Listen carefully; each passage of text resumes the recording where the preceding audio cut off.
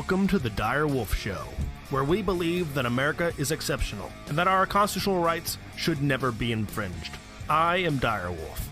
On our show, we bring you the truth and debunk fake news. If you love laughing at the insanity of the regressive left, sit back and relax. Boy, do I have a show for you.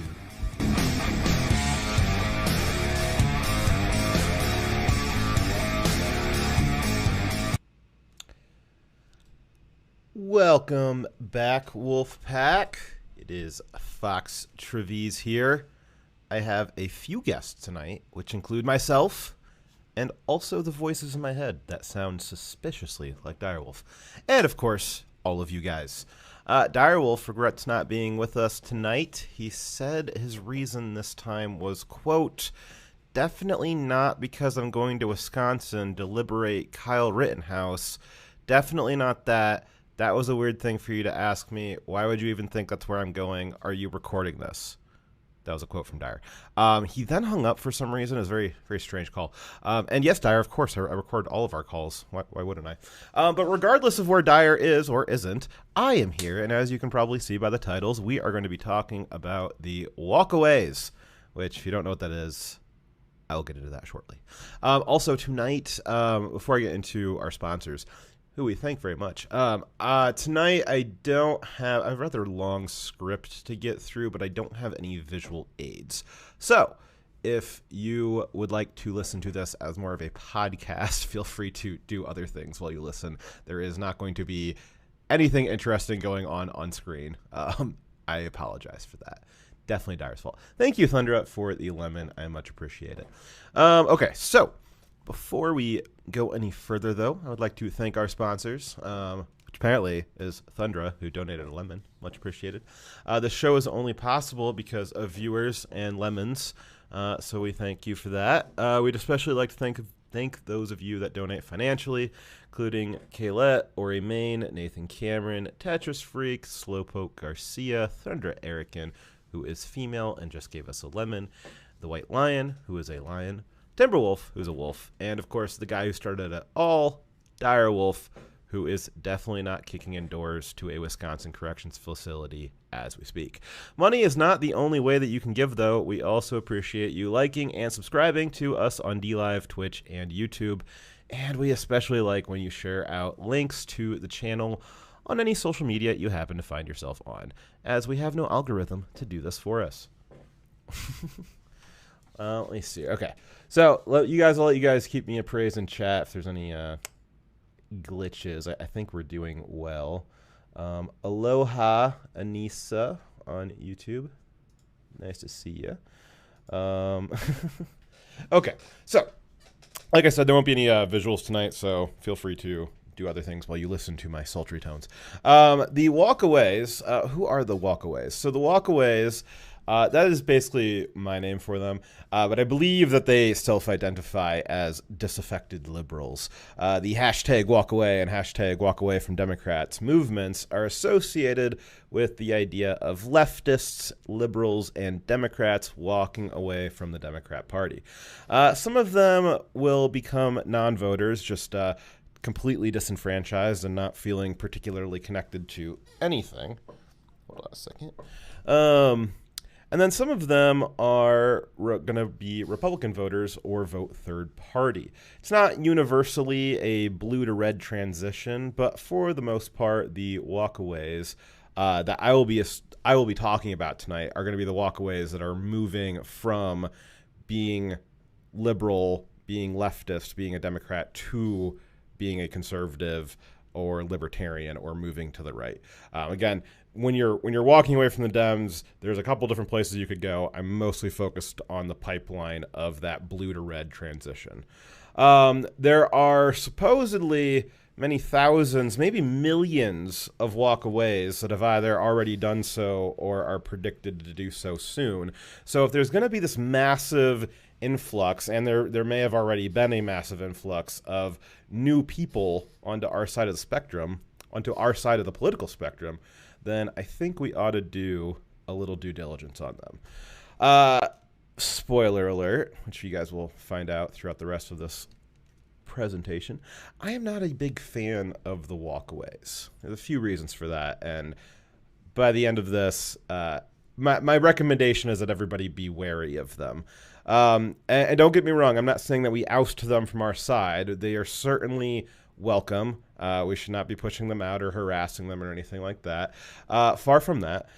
It is... But like I said, I do want us to be wary of them. And I'll go through how I think that we should handle the walkaways as they migrate over to our side of the political spectrum. Eventually... certainly, I hope so. Eventually, the current political turmoil will be over. I know it seems like it never will be, but someday it will. Whatever the conclusion to it is, the current political turmoil, it cannot continue at this level in perpetuity. It's just not possible. So, of the many ways that the political turmoil will stop, I don't know how we're going to get through it. I don't know what the end result is going to be. But I do know that there will be an after. There will be a time after this when it's calmed down. And you're like, man, 2020s were crazy. And I'm glad stuff's fine now. There will be a time after this. My assumption is that the side of good will win, that conservative liberty will win out against the authoritarians and the communists. If we don't, well, none of this really matters. So, instead of just saying, well, maybe we'll just lose and then just ending the stream here, I'm going to go ahead with the assumption that we win. And that's one of the reasons why I want to talk about the walkaways. The walkaways are, for the most part right now, in the immediate future, a lot of them are going to go pull that lever for Trump, which is great, and I'll get into more of that later. But in the long term, these former leftists, these former Democrats, if they are going to be on our side of the political spectrum in the long term, then after the current political turmoil is over, we need to decide what are we going to do with them and how should we integrate them into our ideology moving forward. I'm talking about on the order of the next few decades. And again, if there is going to be a significant flux of these people, on the order of hundreds of thousands to millions to maybe tens of millions, walking away and coming over to the big tent conservative side, the big tent right, these walkaways will have enough people over here that they will be gaining influence on our side. And my concern is that they will have enough influence that they will just recreate the monster that they just fled.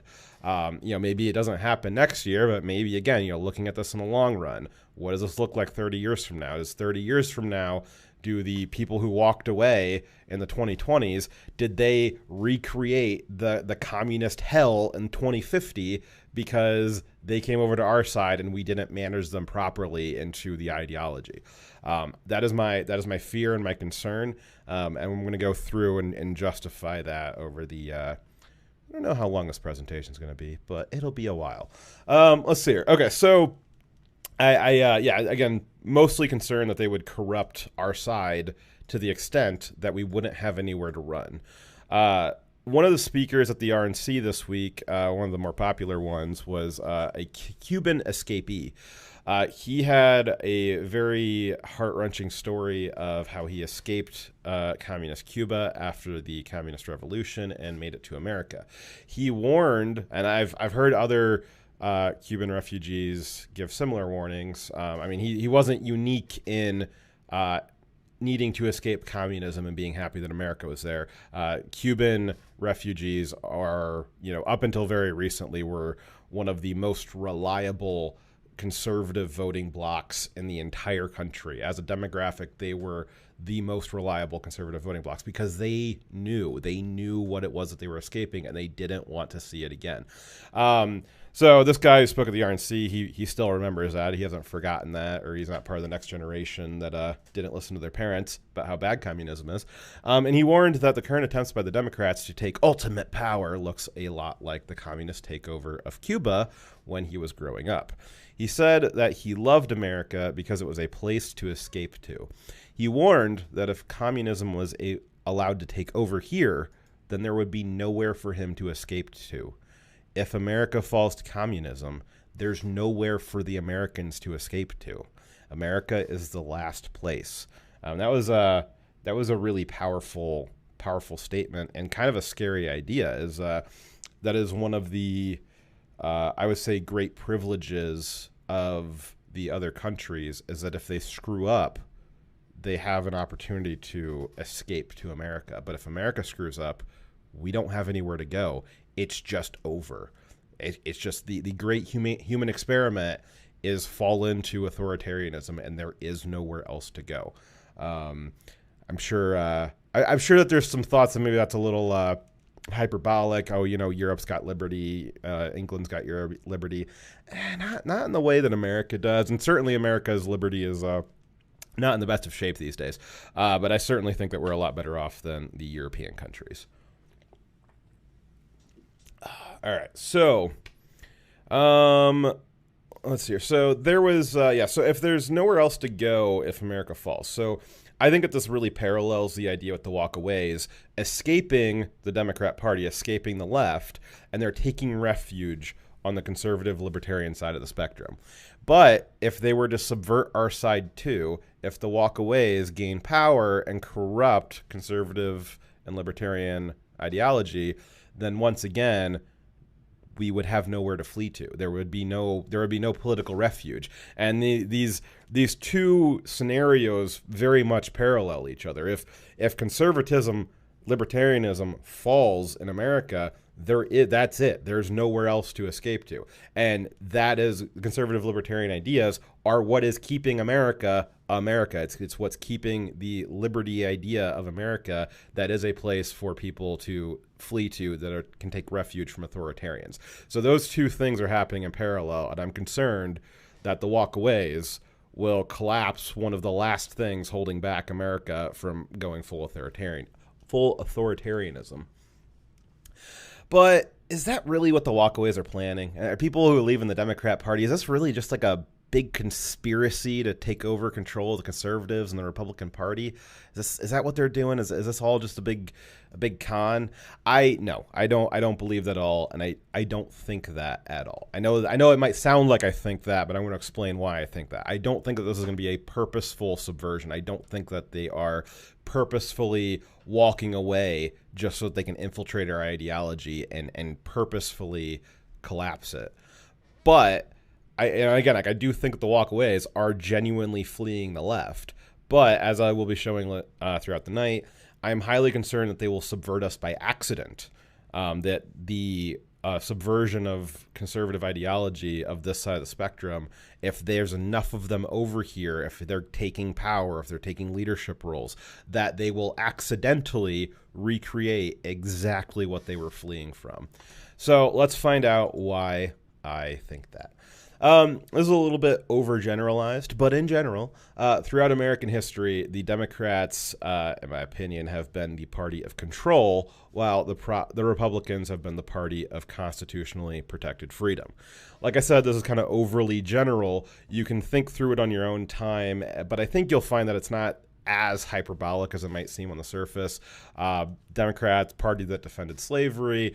Eventually they went to war trying to keep their slaves. The Democrats tried to block women's suffrage. They established Jim Crow. They founded the KKK. They tried to block civil rights.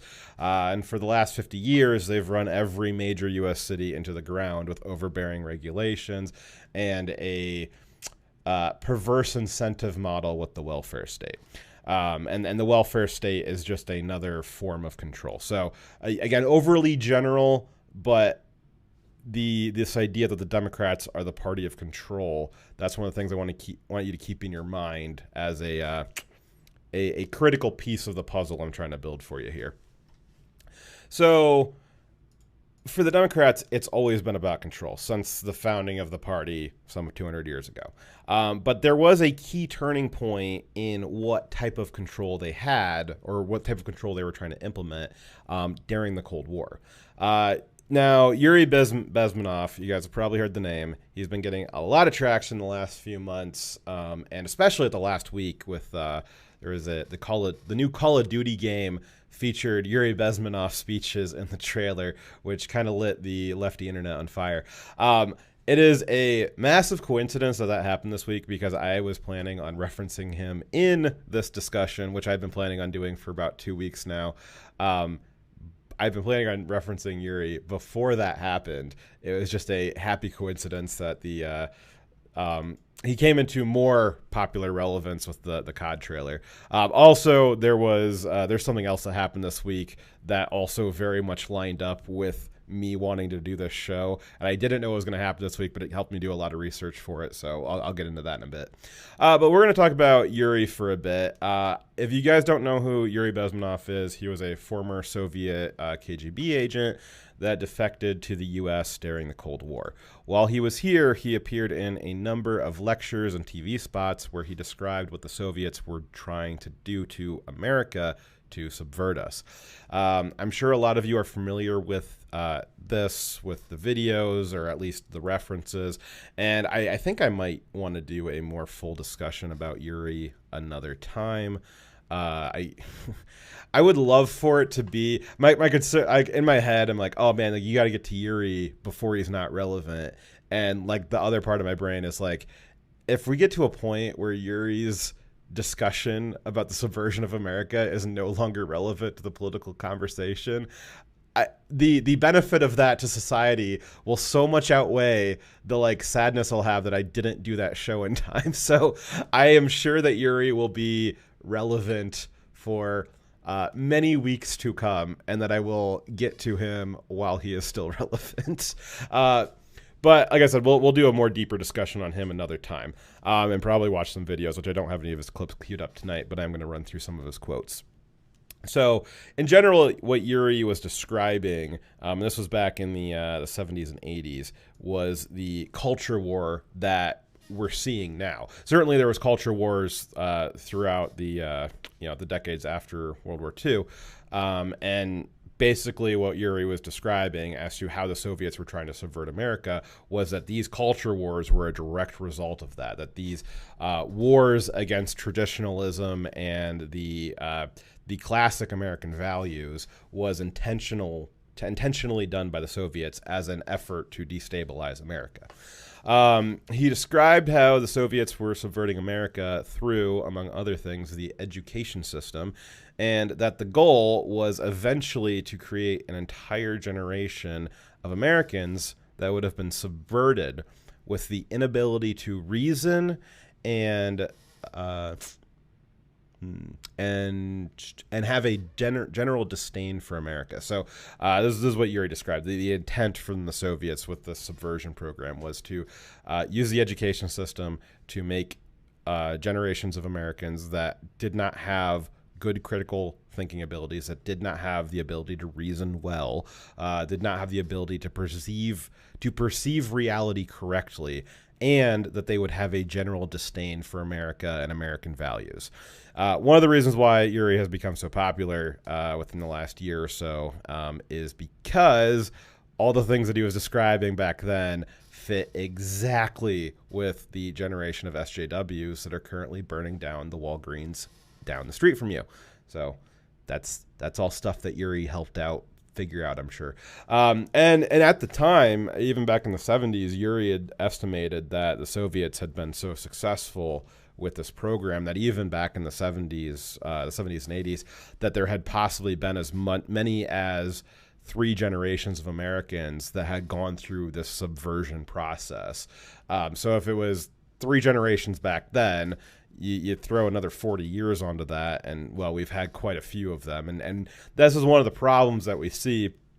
One of the reasons why the universities are such a hotbed for this crazy SJW stuff is because the first few generations that were subverted into Marxism, into incorrect thinking, the inability to reason properly, they were the first generation is now all grown up, and they are the professors at these universities, and they are assisting the indoctrination of the next generations.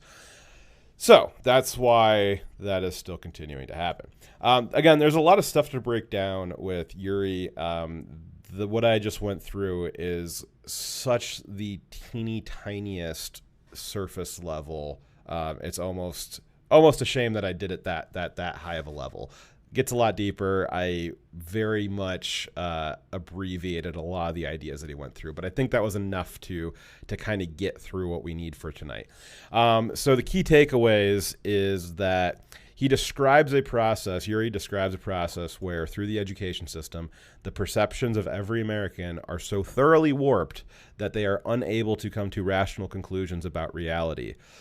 That the people that this has been done to, that have been subverted like this, it will have been done so completely that they will be unable to use logic and reason, even on facts, when they're presented with facts that clearly show that they're wrong or clearly show a state of events that they happen in a certain way. There's a lot of evidence for, that this sort of thing happened. And I'll get into some real world examples of that in a second. But even when they're presented with facts and evidence, their logic cannot comprehend it, and they would still not be able to figure out the reality properly. So we see this with basically the entire BLM movement. BLM movement started with an absolute lie. Hands up, don't shoot. That it started off with that. They wanted it to be true, and they got people going with that. And it was a false reality that these people got their brains locked into. Then we had 3 investigations. It was 2 state investigations and the Obama DOJ investigation into the shooting. All 3 investigations came back with the exact same thing. It did not happen the way they said. It was not innocent getting shot in the back. It wasn't hands up. He was going for the gun. It just the evidence, the facts and the evidence show that reality happened in a way that hands up, don't shoot never happened. BLM burning down a couple $1 billion. 5 years later, a couple $1 billion. BLM is burning down cities based on that lie. They've been presented with all of the evidence, all of the facts, and their brains simply reject it because they have broken reasoning through this process that Yuri described. So they just cannot figure this out. And Yuri, in one of his speeches or discussions, he actually said that this was so thorough that even if you took somebody who was a Marxist and believed in communism, thought that communism was a good thing, even if you took an American communist to the concentration camps in the Soviet Union and showed them the horror and the death and the starvation and the abuse and the authoritarianism, he said that you could do that with an American communist and they still would not believe, even when they were seeing it with their own eyes, they still would not believe that communism was wrong or that it had a problem.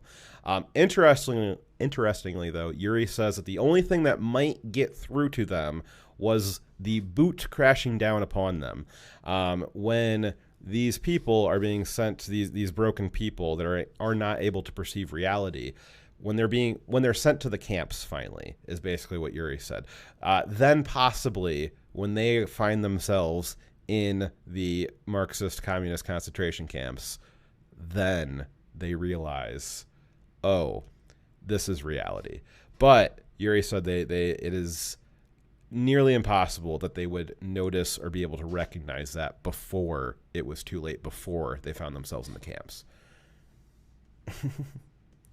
Okay, so let me check out chat here. Hi, Thundra. Let me see what YouTube's got anything going on. Okay.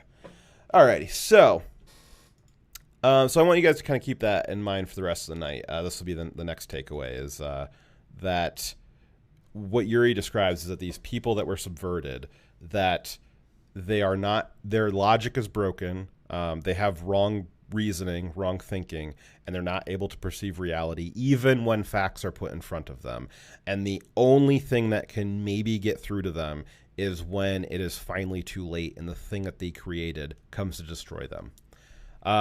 So keep that in mind.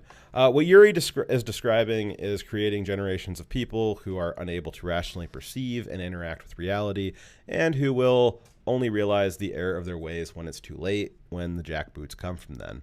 When I start discussing the walkaways, you'll notice a pattern.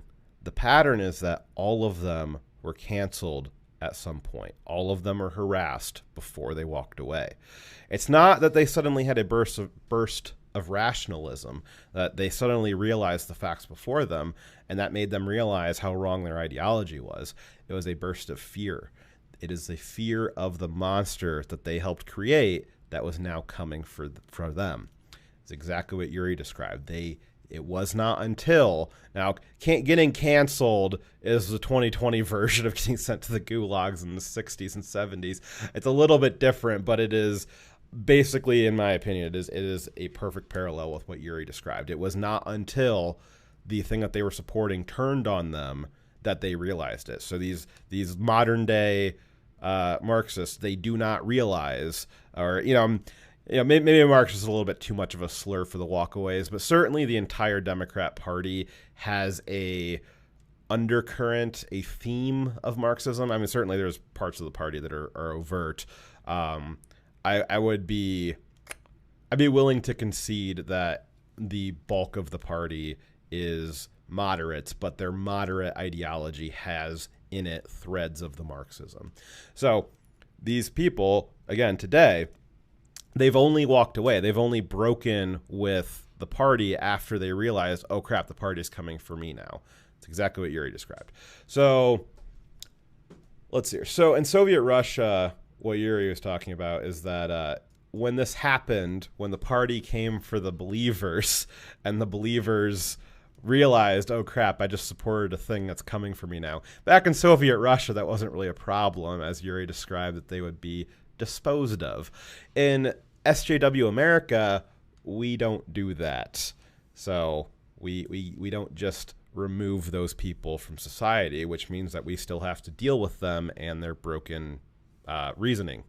So the fact remains that we will still continue to have entire generations of people with broken minds, that we don't have anywhere to put them or get rid of them because we're not Soviet Russia.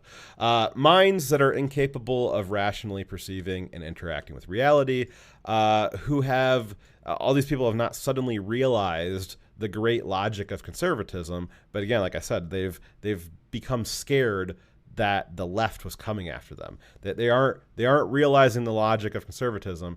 They're scared of the left and they ran over here. And Yuri describes this process of subversion as irreversible. Once you have broken someone's mind at that level, there is no way to get it back. Again, you can't show them facts. Maybe there's a way to retrain them. I don't know if I don't think the Soviets actually tried that. I think the Soviets just got rid of them in other ways. But that is what Yuri has described, is that it's not once you have people who have wrong reasoning like that, they don't quickly return to actually having correct perception of reality. He says that these people would be permanently unable to have a rational understanding of what reality is. Being that Marxism is ideological, or is the ideology of control, it is my opinion, that after World War II, that's when the shift in the Democrat Party happened, when the party of control was the natural place for the subversion to take place. So Democrats, like I said before, they've been the party of control from the start. And then after World War II, being the party of control, that was a natural place for Marxism to take its roots in. And they were the natural party to absorb these subverted Marxists that wanted to have a more authoritarian ideology put in place. So all of these people, Marxists, the broken reasoning people, they would have ended up in the Democrat Party. I don't think that the right would end up with a large concentration of these people, but that's not universally true. Dyer and I have had some discussions about this that I think we had some on air maybe around last year this time, when we talked about Fuentes and some of the alt-right stuff. I think that the alt-right,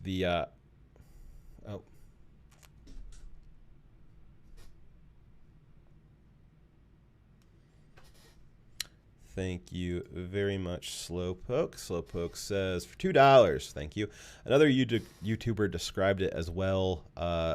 Basically, these people are nothing but useful idiots, true believers to the faith, and they'll be blind to what awaits them until the end when it's time to get rid of them and they can't understand what's happening. Yeah, so that's basically Yeah, that's basically what the point of them is. That they're the useful idiots to bootstrap the revolution, and then once the revolution happens, you got to get rid of them. One of the things that Yuri described is that these broken minds will think that the communism and the Marxism will lead to this, happy, fun, rainbows utopia, and when they see that it's not that it is authoritarian regime, that they will be very unhappy about that, and that's when the Marxist leaders after the revolution would have to get rid of them. That's why we see after every single, without fail, every single Marxist revolution that there's ever been, there's always a giant purge of people once the revolution takes control of the government, and you got to purge those people out.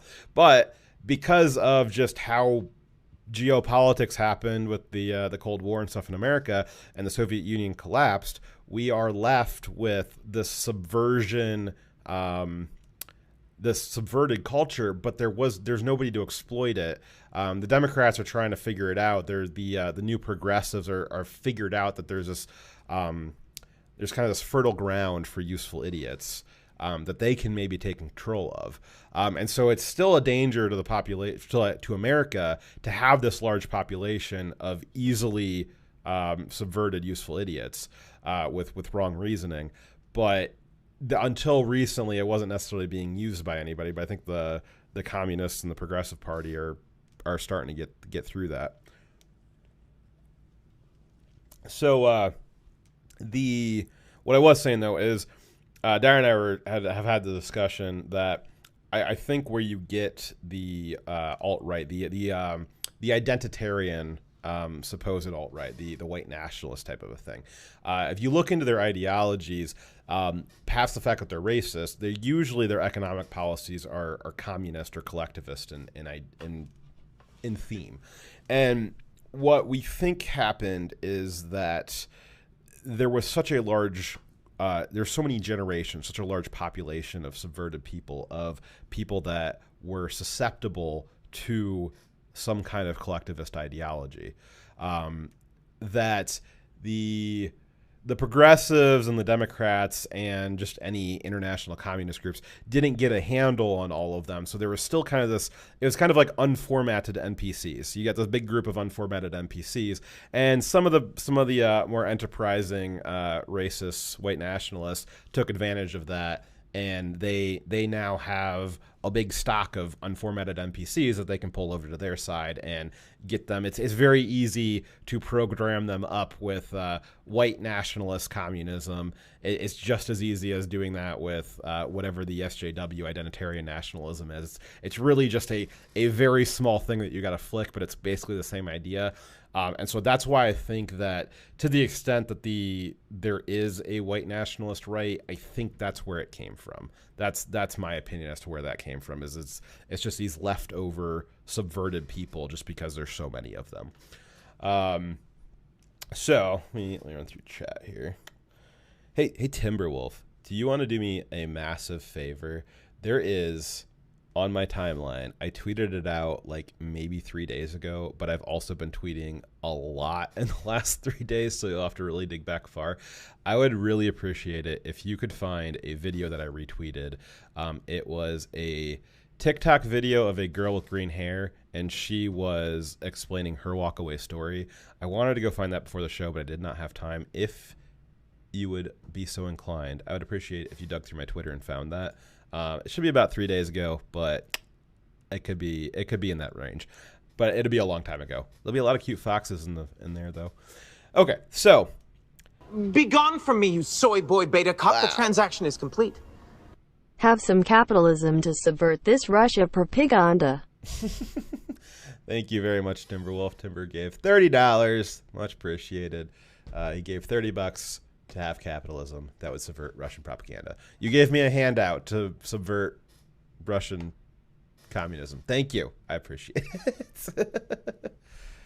How it's just I just want it to like show her. It's not that it's a TikTok video. It's just like a video that happened to be on TikTok. Just calm down. All right, so let's see here. So I kind of done some setup here where I have described how America's culture kind of got into the state, kind of the really broad strokes of how we got the Democrat Party to where it's at. And a lot of the reason why I'm doing this is because I want to set it up for you that this thing that's happening now, this current political turmoil, the SJW stuff, the cancel culture, the identitarianism stuff, that's all not new. It seems like it's new. Some people think it's new. I'm sure a lot of you people realize that it was, it's been going on for a long time.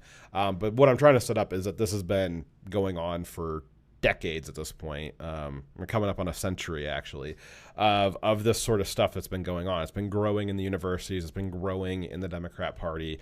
And it is it's not a new thing. And that's what I want to set up. It's not. That's the takeaway from this section, is that this is not a new thing. Let's see here. So, like I said, I don't think that the right has a big concentration of these people. A little bit on the white identitarians, I guess if you want to consider them on the right. I don't really do, but I guess we have a few of them.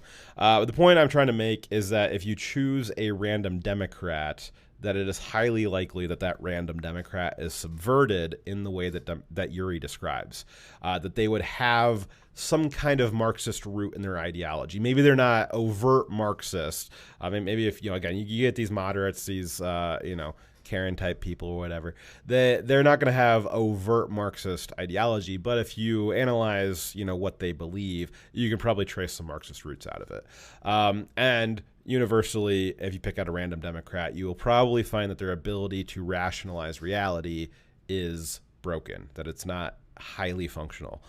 That's how we have the media so easily able to just tell overt lies over and over and over again. CNN last night puts on fiery but mostly peaceful protests. There we go. I almost said the right thing.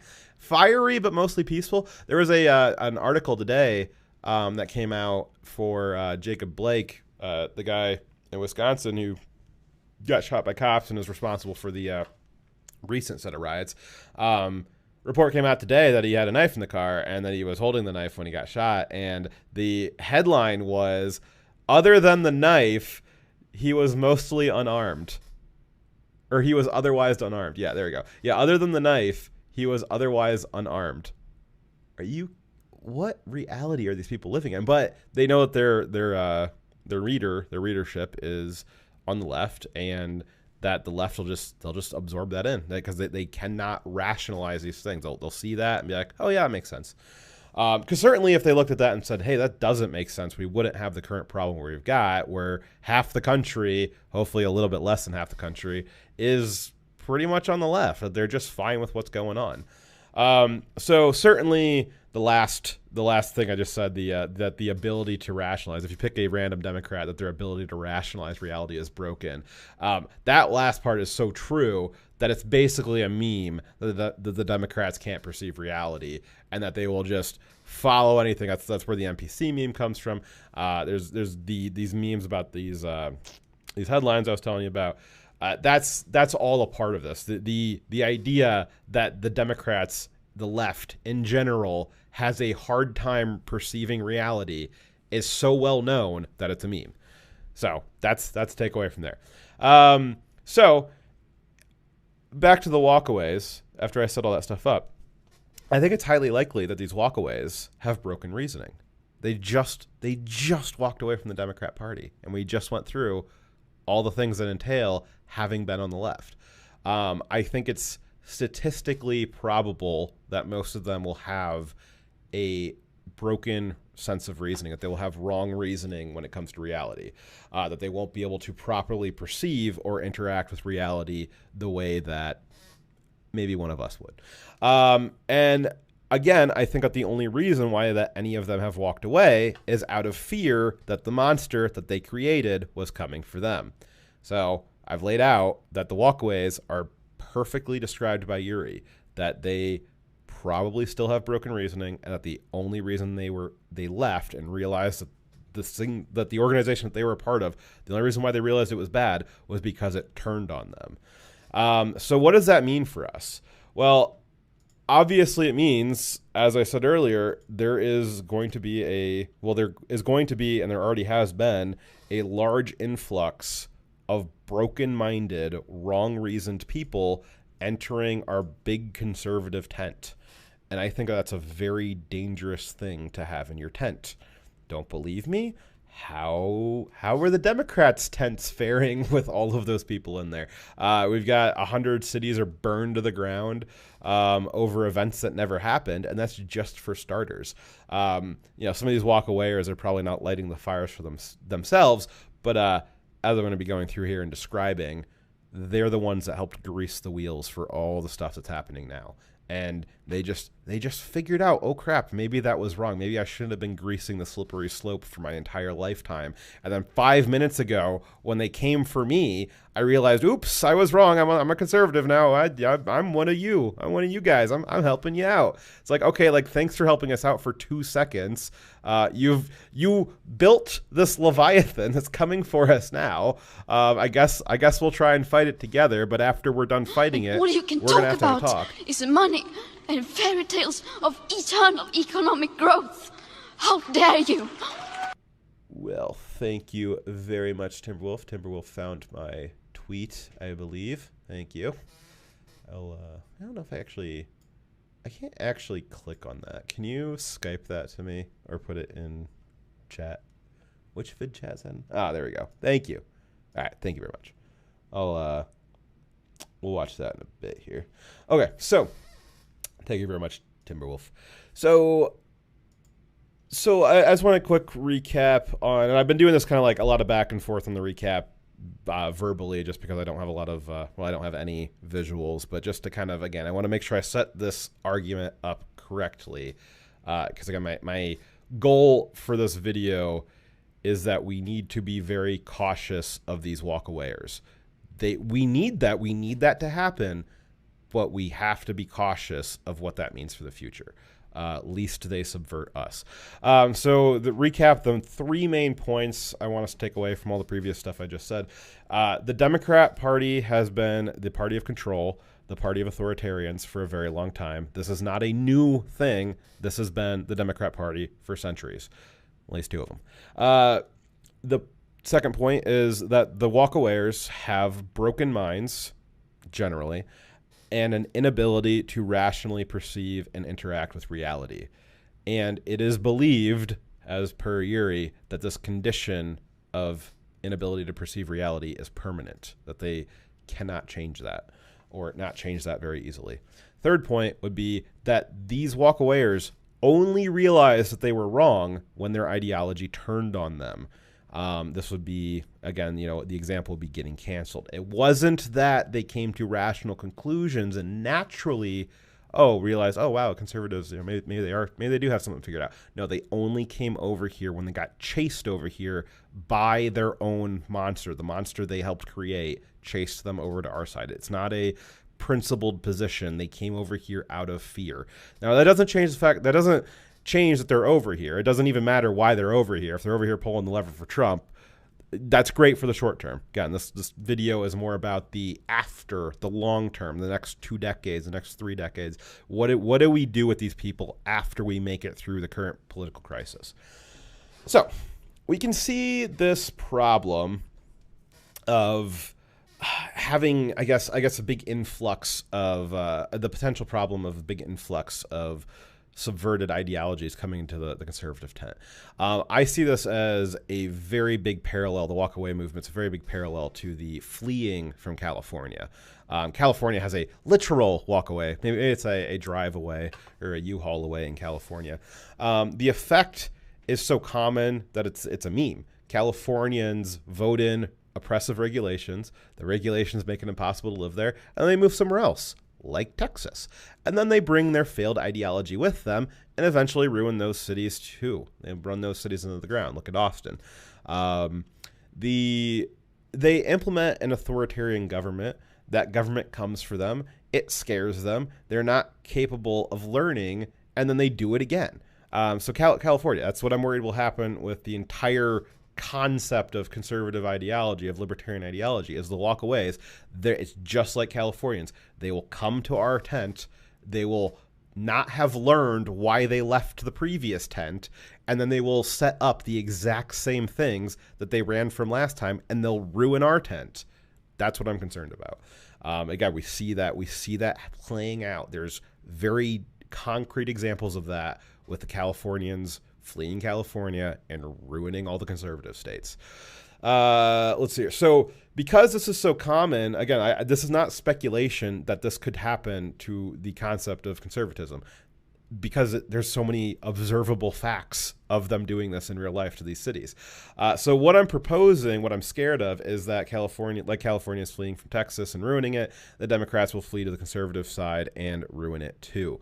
This all stems from their inability, the Democrats' inability, the left's inability to have rational thoughts and perceive reality and understand cause and effect. They cannot figure that out. They have never been able to figure that out. We talked about this, and I'll reference this again later in the show. We talked about this a few shows ago when I did the Unity 2020, that the planners plan. They only know how to plan, and the more their plans fail, well, that just means you need more plans. So that's what the Democrats do. The Democrats, the left, they're planners. It doesn't matter if their previous plans failed. Their previous plans failed probably because, Republicans bad or something. So they just need more plans. Every time their stuff fails, the solution is more plans. That's what I see. That's what I'm concerned happening here, is that they just have no ability to understand cause and effect. So, and another coincidence, like I said, there would be another one. I knew I was going to be doing this show about 2 weeks ago. I had decided I wanted to have this show on the roster, talking about the walkaways. And it just so happened that last week, Tim Pool basically did an entire week of his podcast with different prominent members of the walkaway movement. He had 4 nights, 2 hours each with a different prominent leader of the walkaway movement. And that was perfect for me to use as research for tonight. And so that was nice. Thank you, Tim. It was also very hard for me to watch because these people absolutely infuriate me. The walkaways absolutely infuriate me. I strongly dislike all of them. I will get into that in a second here. Thank you, Timberwolf. Okay, so some common themes from the walkaways. So there's several different groups that I would consider to be part of the walkaway movement. Now, there is a particular organization called Walkaway, but there's other groups and other kind of members that maybe aren't directly a part of Walkaway, but they are people that came over from the left to the right, supposedly. Let's see here. So common themes from all of these people is that, and I get this from looking at the interviews of these leaders that I was telling you about that were on Tim's show. There's lots of testimonial videos just over the years. I hear different leftists. I was on the left and the left left me and I came over to the right. All of these, generally as a rule, is that these people that walked away, they think that the radical left is new. They think that the reason why the mob turned on them, that the things that led to that are new. This irks me to absolutely no end. Some of these people had noticed towards the end of the Obama era that the radical left was getting a little too radical, and it started coming from them. Some of them noticed it during the last 4-ish years of the Trump administration. It's as recently as 2 years ago. Some of them are, but they all noticed it very recently. The left left me, as I said, it's a very common saying among them. But is it true that the left left them? No, I don't think it is. I think, personally, and I think there's a lot of evidence that supports it, that the left has been radical authoritarian for quite a long time now. Certainly a lot longer than 2 years ago, certainly a lot longer than 10 years ago. Basically, I think it's been like that since nearly the beginning. But the Democrats will take a break from the crazier stuff for a few decades at a time throughout their long and storied history. And sometimes they'll change tactics. I mean, the Democrat Party very man, very cleverly switched from pro-slavery to creating the welfare state. Oof, yeah, you think through that a little bit. But, you know, it's a change of tactics, but it's not a change in motive, and the motive is to have control over people. Doesn't matter how, we just want to control you. That's what the Democrats say. So, let's see here. So, I think it's been like that the whole time. If they want to call what's currently happening radical, I mean, it's different, but I don't think that this idea of having these authoritarians running around wanting to control other people's lives, I don't think that that's new. I think it's different now, but I don't think it's new. Tim Pool, who, full disclosure, I don't necessarily like referencing him. I hate him so much. But he is a cornerstone to my centrist lefty media diet, as I try to not only look at conservative sources. He's a little bit easier to take there. So he's been saying that the left has left him for at least the last year now. Certainly in like the last few months, he's really gone, wow, I really need to get out of the left. The Democrats are just awful, all this stuff. And that's after he'd been, a lifelong Democrat. And so he points out that this was because of his change of heart is because of the riots. They're wild. All you can talk about is money and fairy tales of eternal economic growth. How dare you? The left only as far as their loudest voices. Is that the left only as far as their loudest voices? Profound. So. Excuse me. So, Tim points out that the reason why he had this change of heart is because of the riots, and just everything's been going kind of wild and crazy the last few months. The Democrat governors were very authoritarian during the COVID lockdowns, still have some of them locked down. A lot of really bad decisions made by Democrats, just a lot of bad stuff the last year, and it's been largely Democrats that were doing bad decisions. Not that you'd know that if you watch the mainstream media. So, but Tim is also pretending that these are kind of new developments, or he was until very recently kind of pretending that there was this shift in the left, that it was new that it was like this, that it was new that they were always lying just to gain power. It was new that they always wanted to control your lives, that it was new that they would send out these lynch mobs for people and this cancel culture stuff. So he was pretending that it was new. And let's see here. So I will give Tim the benefit of the doubt a little bit. I mean, the Democrats, they're worse right now. Like the intensity of what they're doing is worse now. But I don't think that these are new tactics. I think that we saw these same type of riots that we're seeing right now. We saw these exact same sorts of things happening in 2016, leading up to the inauguration. We saw it in Ferguson in the years before.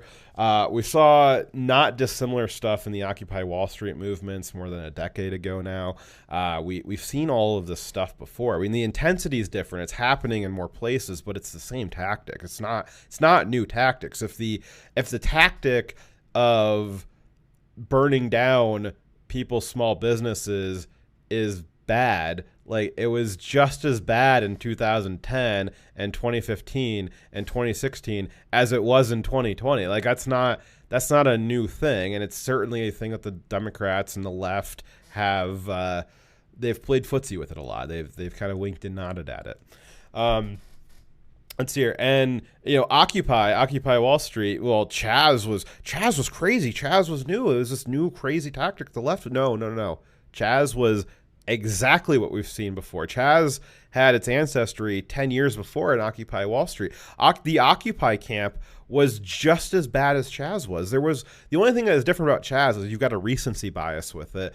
Depending on what your guys' age is, and how involved in politics you were back the last decade. Chaz is exactly what Occupy was. All of the rape, the crime, the beatings, the no hygiene, the disease, the filth, the murders, all of that happened in Central Park at Occupy, just like it happened in Chaz. There was no difference other than Chaz just happened. Occupy happened before. Maybe there can be an argument about intensity, but it's the exact same tactic. So again, this idea that the left is just newly radical, it's just the last few years, guys, just the last few. No, it's been a long time coming. It's been like this for a long time. Let's see here. And it's the same thing with the riots from all the other incidents over the last decade. I'm sure if you go back I only have personal experience with the last decade. The decades before that, I was either too young or not born yet. But I imagine if you go back, you'll see a similar thing with the riots and the lootings, is that all these incidents from at least the last decade, these were all based off the same thing. They're all based off of lies. Hands up, don't shoot. It's too many to go through, but these are all based off of lies. Just in the last 2 days, we found out that George Floyd, the autopsy came out that he swallowed a 2 milligram fentanyl pill trying to hide it from the cops when they rolled up on him, and that's why his lungs collapsed. His lungs were 3 times the volume that they should have been because he had so much fentanyl in his system that it caused him to drown in his lungs. If he had done that and no one was around him, he was just in if he was just in a comfy lounge chair and he'd taken 2 milligrams of fentanyl, he would have still died. So we found that out 2 days ago. We found out that Jacob Brooks or whatever the hell, Jacob Blake, they burned down for 3 days Kenosha, and we found out today that he did have a knife. He was not an unarmed. Well, he had a knife, but he was otherwise unarmed, right?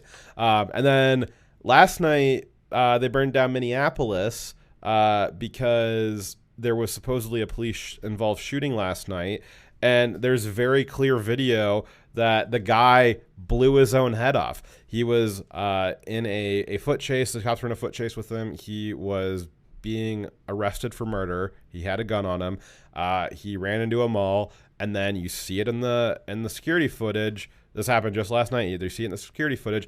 The guy takes the gun, puts it to his head, blows his brains out, falls to the ground. They lied and said that it was a police-involved shooting, and then they burned down Minneapolis last night. That's just in the last 3 days. That's just in the last 3 days. You go back years and years, all of this stuff is all based off of lies. All of it. Let's see here. So, I don't think that this stuff's new. I think it's the same stuff that's always been going on. The intensity is a little bit different. It's happening in a few more places, but the tactics are the same. And if the tactics are bad now, then the tactics should have been bad then. Let's see here. So, and I think that one of the reasons why it's gotten, the intensity, the morality of the tactics hasn't changed, but the intensity's changed. And one of the reasons why the intensity changed is because for the last 10 years, the walkaways were the ones helping grease that slippery slope right up until the point where they walked away a few years ago. There is the guy who started the main Walk Away campaign, the one that's actually like the organization that's actually named Walk Away. He walked away in 2017. So what was he doing between Occupy and 2017? Was he probably greasing the slopes for all the stuff that happened in Ferguson? Was he probably greasing the slopes for all the stuff that happened during the inauguration? Was he probably greasing the slopes for all of the SJW culture war stuff that we have going on right now? Was he probably greasing the slopes for cancel culture and censorship? I would imagine that he was. So we'll keep seeing that pattern here, that these walkaways, they think that it's new. They think that this is a recent development, that the left is only recently radical. No, it's really that the left is only recently successful. They've always been radical. And one of the reasons why they weren't successful is, well, they needed more time for people like these walkawayers to help grease the slopes over the years. And then after they got those slopes all nice and greasy, and we slippery sloped right into 100 cities burning, I got to walk away now. Oops, my bad. But no, let's not forget that they were an active part of that right up until 5 minutes ago. And again, I want to point out, these walkawayers didn't suddenly realize that what they were doing was bad. They didn't suddenly realize, oh wow, yeah, those tactics that we were using in Ferguson and Occupy, like those were immoral tactics. They didn't suddenly realize that. They simply got scared or attacked by the Leviathan that they created. You know, they didn't suddenly come to realize that cancel culture was bad until it came from them.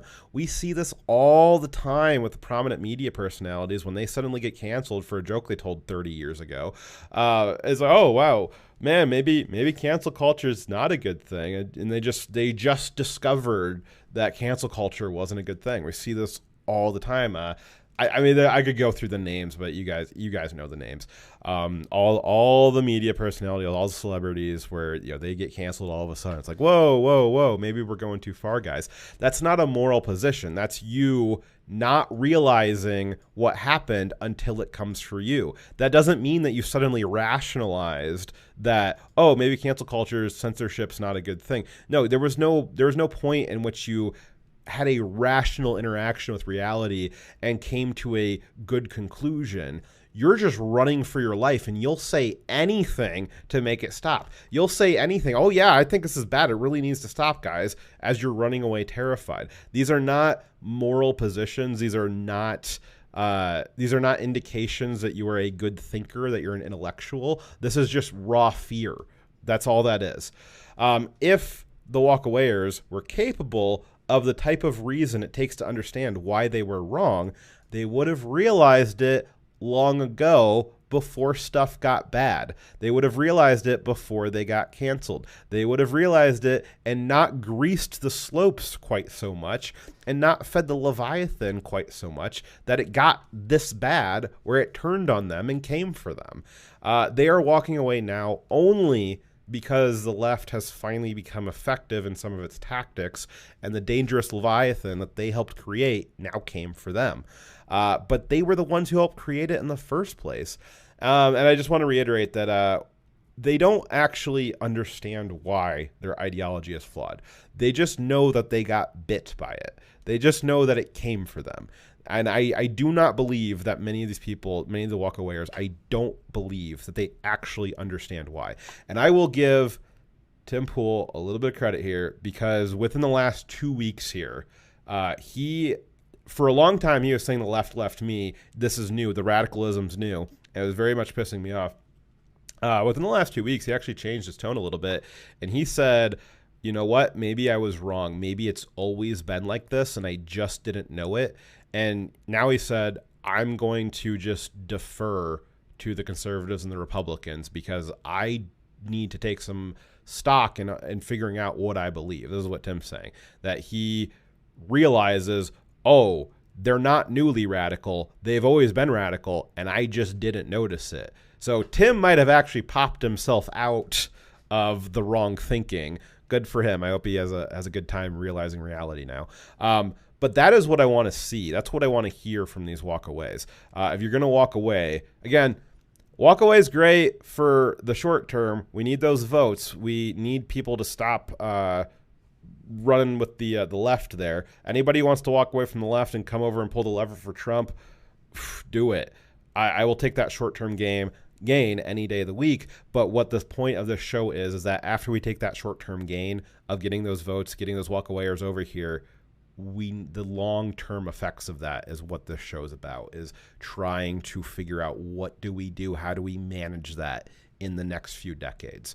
We'll get our win this time. We'll get through the turmoil. We'll get Trump elected in November.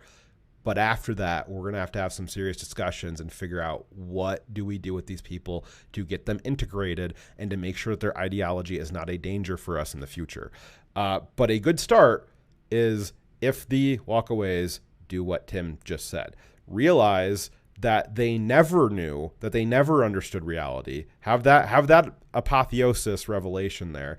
That they can do that. That's great. And then critical what Tim said, and one of the video that I wanted Timber to pull up, we'll watch that in a bit here. Critical that Tim said he's just going to defer to conservatives because he realized that he doesn't have the ability to rationalize the politics anymore, that he was so wrong that he might have never been right, and he doesn't know how to be right. He actually acknowledged that. I love that. That's perfect. That's what I want to hear from these people. So, let's see here. So the walkawayers got canceled by the left. Does that make them an expert on the left? No. Some analogies to this might be that if you get eaten by a wolf, that does not make you an expert on wolves. If you get shot by Dyer, that does not make you an expert on military tactics. I certainly don't think that the walkawayers getting canceled by the left makes them experts on how the left works. But they sure do. They certainly think that they're experts. This is the part that makes me really dislike the walkawayers. We're going to get into how absurdly arrogant they are and why they piss me off so much. Again, I think that they're useful. They've got their place in the current political scape. And all you can talk about is money and fairy tales of eternal economic growth. How dare you? Timber says, long game matters more than the short game. Look at Yuri, which you started with. Yep, you nailed it. So Yuri, the stuff that I'm referencing from Yuri, he's talking about the Soviet long con, the long con from the Soviets that was so long it outlived the Soviet Union. And the things that he was talking about 40, 50 years ago are highly, spookily relevant today, because that's how long the game is.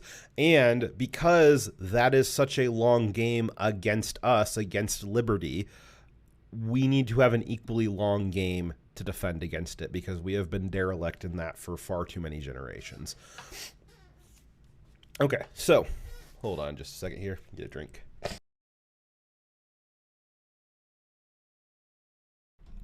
All right. So, Brandon. There we go. Brandon. There we go. I knew I'd figure that one out. Brandon Straka. He founded the quote-unquote official walkaway campaign 2 years ago. Brandon thinks that the left left him, and that the left changed after Trump got elected. They got radical after Trump got elected. He thinks that all this stuff is new. This is all new stuff from the left. It just happened recently, as recently as 2017. It's like we just went over. It's not new. It's not new, Brandon. I'm glad that you woke up, but it's not new. Brandon's story is that he started getting harassed for being white about 2 years back. Well, over the course of 4 or 5 years ago, up until about 2 years ago. So Brandon is gay white. He's a gay white man, which that's just a little bit less worse than being a straight white man. It's funny because in his walk away story, he prominently features a lot of these crazy lefty articles about how gay white men are too privileged. And so this is Brandon's story. Is the classic story. You guys probably tired of hearing it. I just went over it 1,000 times. Brandon's story is that he supported the left, and then the left started attacking him. He was greasing the slopes of identity politics, and then the identity politics came from him because he was a white man. It didn't matter that he was gay. Oh no, you're a white man. Identity politics says you are on the lowest rung, the second lowest rung of the oppression hierarchy. Sucks to suck, buddy. And so his story, they came for him. That's his initial video. So he started off his campaign with this 6-minute video about why he was leaving, and the first 3 minutes of it are all about how they were upset at him for being too white and how he had too much privilege. So that sucks for him. I'm sorry. I do feel bad about that. We're all getting flack for whatever your racial group is. You're either the wrong racial group, or you don't have the correct opinions for your racial group. Welcome to the right, buddy. It doesn't matter what your racial group is, you're wrong. So I certainly sympathize with that, but it's not a new story. But he was protected from that because he had the quote unquote right ideology when he was on the left, and he helped grease the slopes for all that identity politics, and then it turned on him. And what did Yuri say? These people only figure out that they're wrong after it turns on them. Now, they don't know why they're wrong. They haven't been able to actually go through the logic trail of why are these ideologies incorrect, but they do know that it is wrong because it turned on them. That's their only metric for it, is they don't know why, but they do know that it is. So he was getting harassed for his skin color. And then in 2017, he officially walked away and founded the movement. Which, again, there's people walking away before that. He just gave it a name and trademarked it, probably because he's a grifter. But allegedly, he did this to help other Dems that were experiencing the same thing and try to be a liaison to bring them over to the right. He didn't understand, and he still doesn't understand how he contributed to the Leviathan of identity politics and why he was wrong. He understands that something was wrong because they came for him, but he doesn't understand why it was wrong. And I really don't think that he understands how he personally contributed to it. And that is because, as we know, his brain is probably broken. He probably has a lot of wrong reasoning that led him to spend the majority of his life on the left. That he was having problems perceiving reality. He was probably very much buying into media lies, not able to properly cope with facts as they came in, staying very ideologically rigid. That's where we get kind of the NPC meme. I think the NPC meme's very much a outgrowth of this idea of not being able to perceive facts. The player character, you, as you get more facts in the game, you can make new decisions about that. But the NPCs, when they see new stuff, they just say the same thing. They don't have any ability to learn from it. And that's kind of that's the idea of the Yuri Bezmenov stuff. And it's so true on the left that it's a meme, that they're all NPCs, which is why I think this lines up so perfectly with what we're observing right now, is because all of these things, all these different things that Yuri was talking about, all these different things I was talking about, they all seem to fit pretty well with reality. Thank you very much, David Duff, for sending a lemon. Much appreciated. Okay, so Brandon doesn't understand why he's wrong. He understands that something was wrong because they came for him, but he doesn't understand why he was wrong, because his brain's broken, because in his mind, he thinks, so his brain's broken. But in his broken mind, he thinks that the last 2 years, like mid-2017 till now, he thinks that was plenty of time to learn all that there was to know about conservatism. In his interview with Tim last week, Brandon is actually upset that the RNC the Republican National Convention that's going on this week, he was actually upset that they hadn't contacted him to be a part of it. He was on the left for his whole life. They canceled him 2 years ago. And he thinks that in that 2 years that he deserves to have been contacted by the RNC to be a part of the Republican National Convention. Are you fucking kidding me? He thinks that he should be in a leadership position already. After 2 years of bare minimum being awake, he thinks that he should be in charge already. That is the height of arrogance. That infuriates me so much. It boils my blood, the arrogance of these people. On the left for up until 2017. And he thinks that it was just in 2016 when all this stuff changed. He was unable to perceive the reality of what he was helping build over the last couple of decades. He's probably in my age range, so he probably was helping from the late 2000s up through 2017. Well, we'll call it Occupy up through 2017. So he had 7 years of greasing the skids for the left, not noticing that ideology was leading here, not recognizing the facts on the ground of how the left was using these tactics, not as effectively, not as wide scale, but they were using these same tactics. Didn't see the previous cancelings, because certainly people were getting canceled before 2017. Certainly that was happening. He wasn't able to perceive any of that. And then they canceled him. And he's the guy who gets eaten by the wolf and thinks he's an expert in wolf physiology. He's the guy who gets shot by Dyer and thinks he's an expert in military tactics. No, you got eaten by your own movement. That doesn't make you an expert in being able to perceive reality. That makes you an idiot who, again, literally cannot perceive reality of what's going on around him to the point that it canceled him.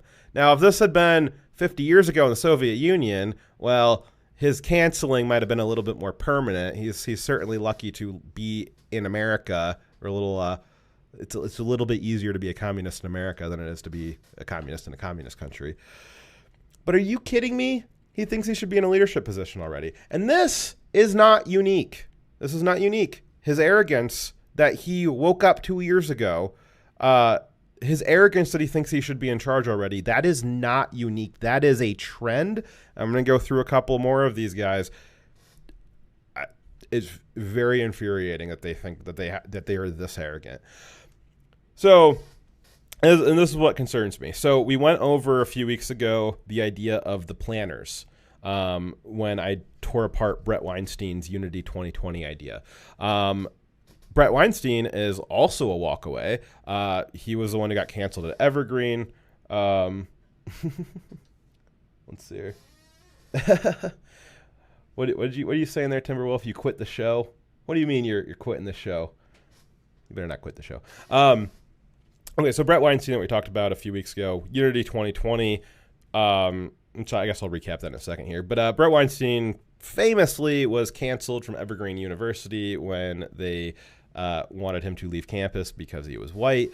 And that was when he figured out, oh, crap, like maybe there's a problem with this ideology, and he walked away after they came to cancel him. He's the same thing Yuri was describing. They cannot figure it out until it happens to them. They are incapable of understanding that the gulags are bad until they're in the gulags. That's what happened to Brett Weinstein. Brett Weinstein self-admitted. We went through it on the show, was it 3-4 weeks ago? You guys can run back through the archives if you missed it. It was a good show. Brett Weinstein self-admitted he was all in on identity politics, on leftist ideology, light socialism type stuff, social welfares and things like that. He was a big fan of affirmative action programs. He was all in on all that stuff for 30 years. He was all in on that stuff. He was all on the left, all that stuff for 30 years. He was greasing the skids. And being at the university, he was greasing the slipperiest part of the system. He was really getting those going there because he was one of the people that was helping subvert generations of kids. He is one of the ones most responsible of all the walkawayers. The professors are the ones most responsible for the situation that they had to walk away from. And so I notice you. I notice you, Timber. I notice you too, Howie. And in Brett's interviews, he says that he didn't notice that there was a problem with the identity politics until late 2016, and then they came for him by 2017. He had like a 6-7 month head start on it when he realized that the culture at the university was changing. But we went over this last time. Does Brett really expect us to believe that this SJW culture at the universities that only started in mid-2016? We really supposed to believe that? I don't think anybody believes that. It's just like cancel culture. That didn't start in 2017.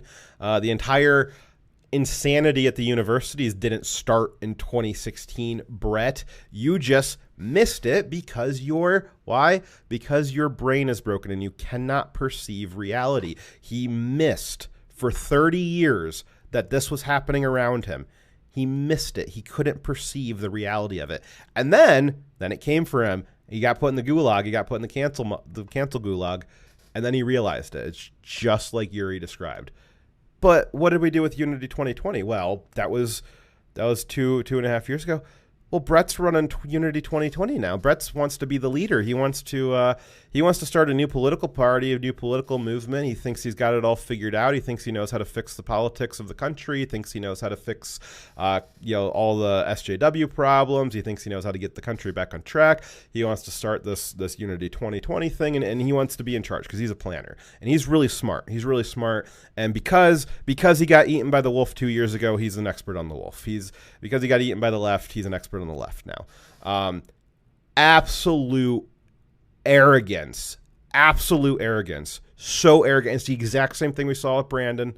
Exact same thing with Brett. I got one more of these. It is over and over and over again. And this is why I'm doing this show, is because my warning is The walkaways are going to end up trying to do this. The walkaways are going to try to gain prominence in conservative movements, in conservative politics, in libertarian spaces. The walkaways will try to gain power, and then they will ruin everything. They will just like Austin, just like all the parts of Texas, all the other conservative states that the Californians flee to, they will ruin it. And it's because they came from an authoritarian ideology. They came from the authoritarian control party. They only know how to control. We went through this with the planners thing with the Brett Weinstein. The planners only know how to plan. Brett is incapable of realizing, maybe I shouldn't plan. That's why I gave Tim so much kudos for the last 2 weeks, where he's realized, wow, I was so wrong for so long. Maybe I was never right. And that's what I want to see from the rest of these people. The rest of the walkaways, they need to realize and or be told that they do not know everything. That it's not just that this happened in the last few years and they suddenly caught on to it. No, they were missing it the whole time. They are so wrong for so long. There's no way they figured it all out in the last 2 years. I think I might be skipping ahead here a little bit, but the kind of quick phrasing I've got for it, the short of hand, is once you walk away, sit down, shut the fuck up, and listen. I do not need this Brandon guy who is a infant of 2 years in the conservative movement telling me how the conservative movement should be working and who the RNC needs to be inviting to prominent speaking positions. No, I do not need that. He needs to sit down, shut up, and listen to the conservative. There has been prominent voices. The one thing the conservative and libertarian side has is we have talkers. We got people like me and Dyer. We aren't real good at getting in the media. I guess this is an alternative media. We don't have good getting into the institutions. We're not good at getting into the education institutions, the media institutions, the tech institutions. We're not good at that. We are good at getting into the talk institutions, though. We talk a lot. There's a lot of conservative talkers, a lot of conservative thinkers. There's a lot of them that have been seeing and warning about this stuff for decades. Decades they've been seeing this stuff. I do not need to hear whatever the hell Brandon Stocka thinks he learned in the last 2 years about conservatives. I don't need to hear whatever the heck Brett Weinstein thinks he figured out the solution to the left in the last 2 years. I don't need to hear that. No one needs to hear that. It probably is wrong. It's probably broken reasoning, because that's their entire lives up until 2 years ago are broken reasoning. And there's a good chance that they probably still have broken reasoning. Back to Yuri. It's not fixable. They might realize that they were wrong because it came for them, but they don't understand why they're wrong. They still have wrong reasoning. So I want these guys, when they've walked away, fantastic. But sit down, shut up, and listen to actual conservatives. There is so much conservative talk, so much libertarian talk. Listen to them. They have the wisdom of decades. You guys just woke up. You just woke up to the Matrix 2 minutes ago. When Neo comes out of the pod there, it's like, what, this is reality. And he's going to sit there, which I don't think it's happened in the movie, but it would be like Neo just popped out of the pod and then started telling Morpheus, who is, I think he was human born, or one of the human. Oh, he was telling one of the Ratchet or whatever the other guys were. The guys that were human born. It'd be like him popping out and saying, hey, like, I want to tell you guys how to live your life. Which he kind of ended up doing. But I'm really chopping up this analogy. I hope you guys see where I'm going with this.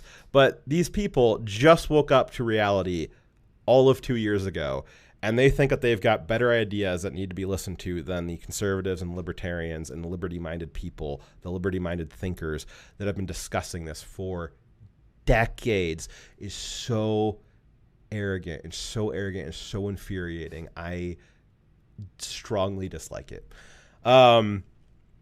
Okay, so let me see. I think I improved some of this. Let me read ahead here. All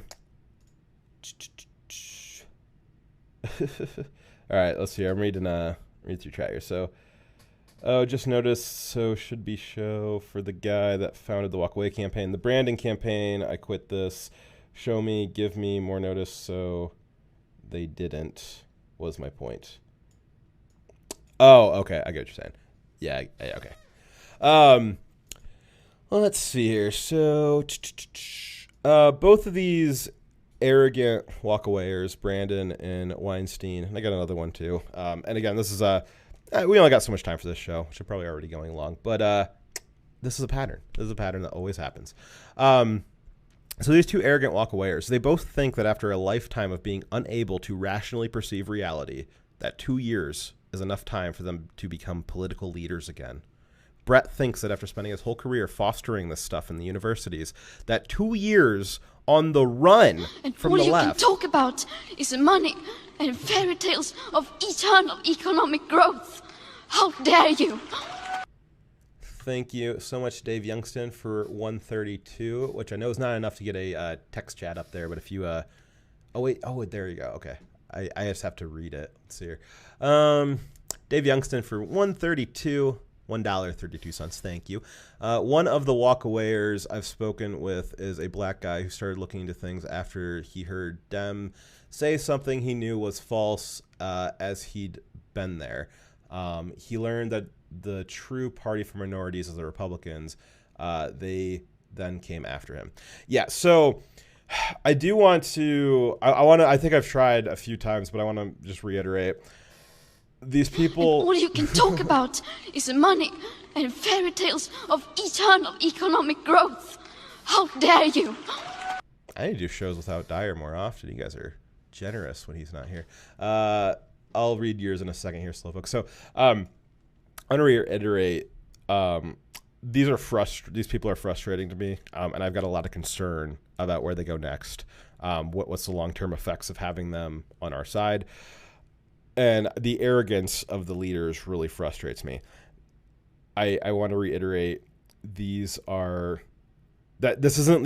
real hard, like, universal truths. Like, even if these people have wrong reasoning, that doesn't make them bad people. I do thoroughly believe that a lot of people on the left actually do have good intentions, but their wrong reasoning makes them unable to affect them.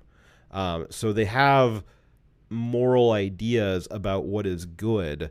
They're just bad at implementing it. Now, certainly there's a lot of evil on the left. We're seeing that in the cities burning down right now. But there is a difference between being evil and just not being able to rationalize something. A lot of these walkawayers, I'm sure, are very good people. I'm sure that they're very nice people. I'm sure that they're probably a good mix of all the kinds of people that there could be. They just, in a political context, and probably not even their fault. Again, this idea of the subversion coming from the Soviets and other communist propaganda, stuff like that kind of got going. It wasn't necessarily that it was the fault of the kids. It was something that happened to them in school. Some people were able to overcome it. Some people weren't. Some people might have varying levels of how broken their perception is. A lot of people are just getting lied to by the media so thoroughly, and they don't know where to find proper information. So, sure, that guy's a great guy. I be friendly with these people, welcome them, and I do want to reiterate that we are the big tent. We welcome them over here. Grab a beer, talk to them, try to convert them. They've realized enough. They've woken up enough to realize that there was something wrong. And that if there was ever a chance that you could actually get them on the right track of perceiving reality correctly, of thinking through things correctly, of thinking through cause and effect of certain policies, now's the time. The thing that is novel about now is Yuri described that the end of the line for these people was the end of the line at the Gulag. That these people, the Soviets never had a concept of what to do with them after, because the after was just disposing of them. We aren't doing that. So really the after, they've had that moment where the left turned on them. and they got snapped out of it, realized something's wrong. I don't know what it is, but something's wrong. We don't have a good handle. We don't have a good roadmap from Yuri or any of the psychology or the previous examples of these sorts of things happening. We don't have good examples of what the characteristics of these people are after they've woken up.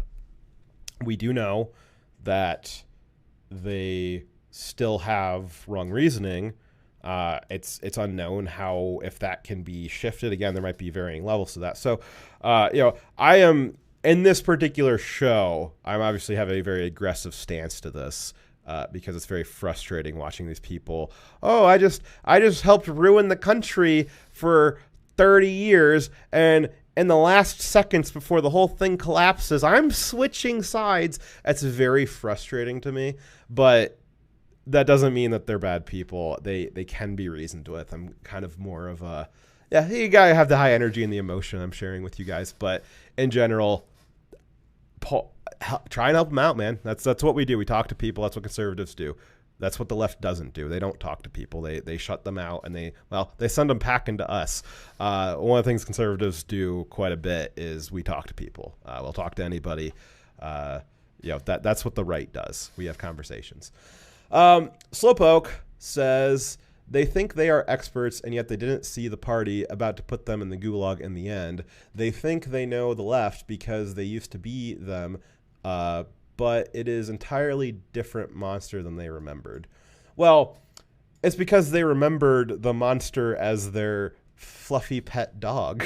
They didn't realize, oh, wow, this thing will just get sicked on me at any moment. They thought it was the fluffy pet. They thought it was a good thing. They thought all the leftist institutions, all the same leftist institutions that are beating people over the head right now, they thought those institutions existed before these people walked away. They just thought it was a good thing. Like I said, I don't think cancel culture was a 2017 invention. I think it existed before that. I could be wrong. I think I'm at least old enough to remember it before 2017. But a lot of leftists thought that it was a good thing. You see that, again, celebrities are really easy to see the hypocrisy in. The celebrities, they all love the cancel culture right up until it comes for them. And so similar, using that as an analogy for other types of leftist institutions, these people, before they walk away, they thought those were the good things. They thought they were the good guys. And then all of a sudden it got turned on them. And they're like, oh, crap, this was actually bad. But that doesn't mean that you're like logical or that you had like a great instance of intelligence, a big burst of it. It's just, you had the flight response of like, oh crap, something's coming for me. I don't really understand it, but I better run. Oh, look, there's the right. They're kind of nice. We better run over there. Okay. So, yes, the arrogance of these people is overwhelming. That's what really makes me upset. It grinds my gears. They have merely become self-aware of their actions for the first time in their lives when the mob that they supported turned on them. That is the rock bottom, lowest possible level of self-awareness. And these people, not just the two people I mentioned so far, are arrogant enough to pretend that they should be leaders. The mere act of becoming self-aware, the mere act of waking up from the matrix, does not suddenly transform you into a genius philosopher on conservatism. The reason that they do this, the reason why they have such arrogance that they know better, is what I said during the Unity 2020 show, that these are the planners, that they only know how to plan. These guys came from the party of control, the party of the planners, and because they can't perceive reality, when their plans fail, instead of realizing they are wrong, they plan more. Being canceled did not fix them. It just chased them from the left to us. It just chased them from the left side of the tent to the right side of the tent. But make no mistake, these people are still planners. That's why they're writing books, why they're making organizations, why they want to be at the RNC, why they want to be speakers, why they want to do this and that and get elected to Congress and all that stuff. They still have broken rationality. And they still have an authoritarian streak inside of them. And I think that they will make the exact same mistakes they did last time, because authoritarianism tends to only lead to a few outcomes, and none of them are good. And if they are allowed to gain power on the right, I the only thing I see happening is they will create the exact same kind of a Leviathan cultural movement that they'd made on the left. They will just recreate it on the right, and then it will come for us all. And like the Cuban refugee, this time we won't have anywhere to go. So we cannot let them do that. So what can we do? Well, like I said, we should be welcoming to the walkaways. That's what we do. We have conversations. Whether it works or not, we have conversations. It does us no good now to not get their votes. So we should be certainly welcoming in the short term. We need those votes, and we need to pull as many of the troops out of the left as we possibly can. But that's treat them nicely, have good conversations with them. But we should not be treating them like superstar brave heroes for doing what they did. Walking away is not an exercise in intellectualism. When you make a monster and it tries to kill you, it's not an act of genius or extreme bravery to run away from it. And it's great for our cause now, in the current moment, if they pull the lever for Trump. But after what they did, after the decades of greasing the slippery slopes for the culture war, pulling the lever for Trump is the least they can do as penance. They all helped create the current situation. It is not brave or admirable for them to switch sides at the last minute, out of fear no less, and help us defeat the evil that they created. Switching sides is the least they can do. Don't pretend like it's something heroic. Don't pretend like it's admirable. Don't pretend like it's a giant achievement. They did the absolute least they could do in switching sides to help us defeat the evil that they created. Let's not pretend like it was anything more than the least that they could do. For the walkaways, my recommendation is this. If there's any walkaways listening to this, I love you guys. My recommendation is this. Once you've walked away, sit down, shut up, and listen. Listening is key. Oh no, am I trying to say silence and censor them? No, not really in particular. I would prefer for them to choose to stay silent and listen on their own, because that's what they should do. These people, these walkawayers, because of the party that they came from, because of the ideology that they came from, they have a strong urge to be planners and leaders, but they are still not capable of perceiving reality properly. So allowing them into leadership or planning positions will lead us right back to the same problem. Let me pull up this this tweet here. My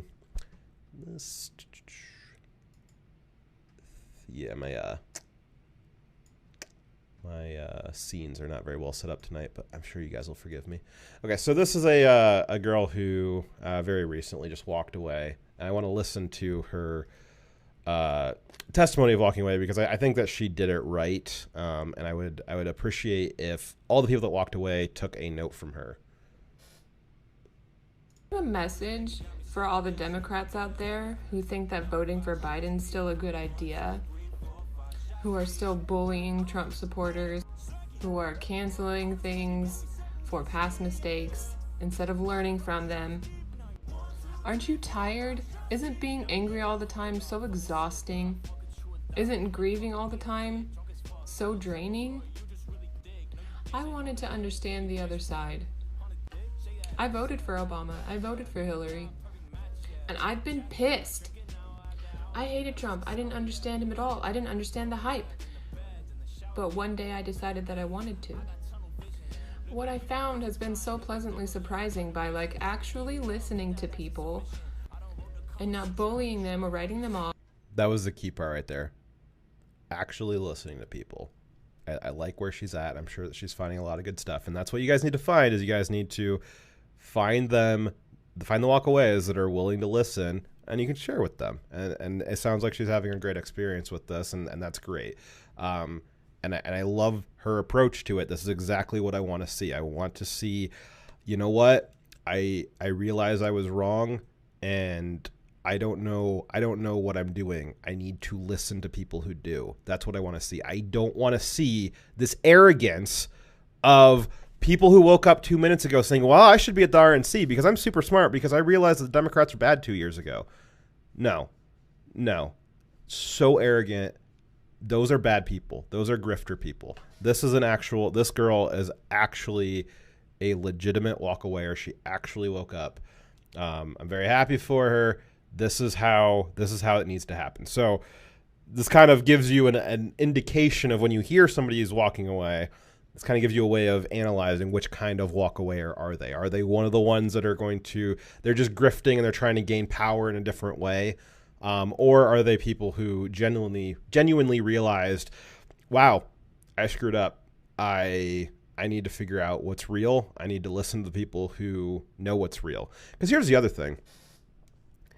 The walkawayers, the Democrats generally do not like us. They think the worst things about the right. We've seen this for a long time. My earliest political experiences were back when the Tea Party was getting made, and the things that they said about the Tea Party, and that was more than 10 years ago. So again, this stuff's not new. That's where I said before. These are the same tactics that they've always had. It's not new. It's just a difference in intensity. Man, they went at the Tea Party so hard. Racist, sexist, homophobic, all the stuff. White nationalists, all this stuff. So that you got to realize that's what the walkawayers right up until they walked away, they thought the worst things about you. Again, realizing you're wrong, there's room for redemption here. There's room for forgiveness. That's fine. But the thought that somebody who thought those things about the conservatives, about the libertarians, thought that we were just the banality of evil up until 2 years ago, and that they think that this Brandon guy thinks that he can just pop up as a prominent speaker at the RNC this year. Whew, man, that really pisses me off. It's really, really frustrating how arrogant some of these people are. But I really liked this girl's video. I'll finish it off here. Key part was listen. That's why I liked what Tim said. I don't know. I never knew what was right. I'm just going to defer to the Republicans for right now. I'm just going to defer to the conservatives for right now, because Tim realized maybe he had always been wrong. Maybe the left didn't change. Maybe it was always like that. He didn't notice it. I think this girl just realized that. That's great. That's fine. Those are the kind of people that we want over here. Those are the kind of people that we can help and they can help us. People like Brandon, people like Brett, they're the grifters. They're coming over here because they couldn't keep power on their side. They got booted out because the left is a little pyramid. It gets tighter and tighter up at the top, and people get booted off. That's why you see in the communist regimes, man, it's life expectancy for being a public official in a communist regime. That's not very good life expectancy there, because it always gets smaller and smaller, and you got to eliminate those people. People like Brett, people like Brandon, they got eliminated, and so they are coming over to our side as a grift, trying to gain power a different way. Don't let it happen. We'll finish off this girl's video. By actually listening to people and not bullying them or writing them off or calling them names. I found out that most Trump supporters are really nice. Nicer than a lot of Democrats I know. I'm done fighting it. I have a mess. All right. I hope she has good experiences. Okay, so let's see here. A long show. Let's see what we got on the chats here. Hauser. And some of them I'm sure are good people. Thank you, Howitzer. Definitely don't clip that. Let's see here. Dave Duff said the guy had been told since he was a kid that the Dems were the party for the blacks. Turns out most of his beliefs were conservative views. And that's something that we see a lot on minority voters, is if you look at what are things that minorities actually value, they're typically more religious. They're typically more family-oriented than your average American family. Certainly that's not a hard and fast rule. But we tend to see that, especially with Hispanics, is really interesting demographic. They're religious at a far higher rate than the average population, yet they vote for the party of abortion at a much higher rate. They vote for the party of anti-Christianity. And we see this, there's a disconnect. Certainly African Americans have been hit pretty hard by the Democrats. The Democrats did quite a lot of work on them in the last century. Well, really since the beginning. Yeah, it's rough. So it's not these people's fault if they were educated into wrong reason. It's not their fault that all that they have available for news is propaganda. That's why I said, as frustrating as it is to see the grifters, the regular, your run-of-the-mill walkaways, they're people that you can talk to, and you should talk to them. And if they want to listen, fantastic. Let's see here. Dave Duff, no, we don't want them silent. We want them asking questions, researching, and challenging ideas. Well, I want them researching and questioning. The challenging ideas, again, their ideas, they don't have a foundation for challenging conservative ideas at the moment. I mean, that's not an absolute. Maybe through the Socratic method of, can you explain to me why we wouldn't have, this certain policy for certain things? Certainly that. And I guess I don't even really have a problem with them advocating certain policies. It's just this idea that, again, it's the arrogance that some of these people think that they know so much better that they deserve to already be in leadership positions. I really don't care about I'm not opposed to general conversation about it, but as soon as that turns into, not just that I have a question or want to propose this policy, it's I think I should be in charge so I can implement this policy. No. Sit down. But yeah, I do. I'll say you changed my mind or refined my idea there a little bit, David Duffy. I do think that I do think it's perfectly fine for them to talk, to propose things and discuss through them. It's just, I get, again, this shows a warning about what is the long game on this. If we allow too many of them to grab power before they're ready for it, before they understand what the right is, they will just turn the right back into the left. We don't want that. Let's see here. Okay, so there is a phenomenon with people who have recently converted to a new ideology. So the two other things outside of politics that I've seen this with is with Christianity. I've experienced it personally with friends, a lot of other people, but Crowder gave a really good analysis of it a few months ago when Kanye put out his album that was Christian in nature. And what Crowder was saying was there's a lot of people that were really looking towards Kanye to be kind of a religious leader of like a pseudo religious leader of sorts, looking to him for guidance and inspiration for how Christianity worked and how worship and all that stuff, like what was how to do spirituality and that sort of stuff. And what Crowder said is, he's very excited for Kanye that he found a spiritual life. It's fantastic. Everybody should be very happy for him. But what Crowder said is that there's this fact, and again, I've seen it. You guys have probably seen it as I start describing it, where recent converts will have an exuberance. They'll be very excited. And that's great. They just found this new thing that makes sense to them. It gives them purpose and meaning in their life. Of course they should be excited. Of course they should be exuberant. And what Crowder was saying is that a lot of people that are onlookers to that will mistake that exuberance for wisdom, and they'll go to that person saying, wow, this person's really enthusiastic about their faith. Like, I bet you they know a lot. But it's actually the opposite. It's the people that are less enthusiastic, the ones that have been there for a long time.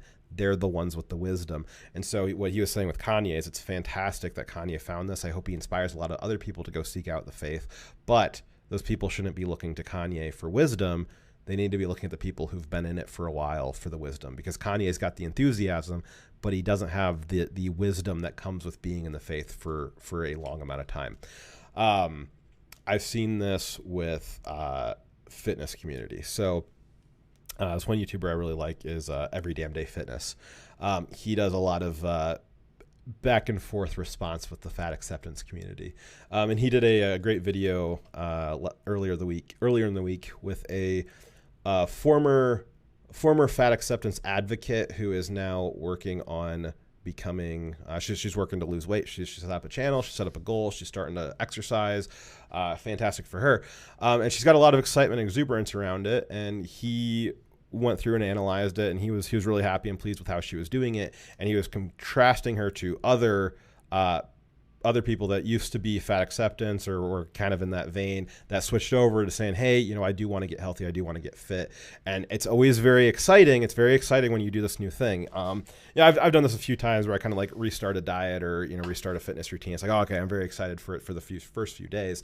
And what he does is he's warning against that. He's warning against people watching these channels that these people who are very, very new to fitness are very excited about it, and they got a YouTube channel, they're getting a following and stuff like that. And his warning was not that this was a bad thing. It's very exciting and it should be inspirational to people, but people should not be looking to these channels with these recent fitness people for fitness advice or fitness wisdom.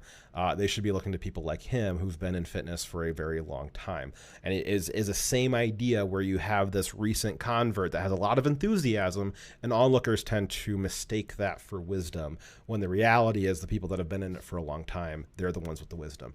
So I brought up those two examples because it's the same thing with the walkawayers.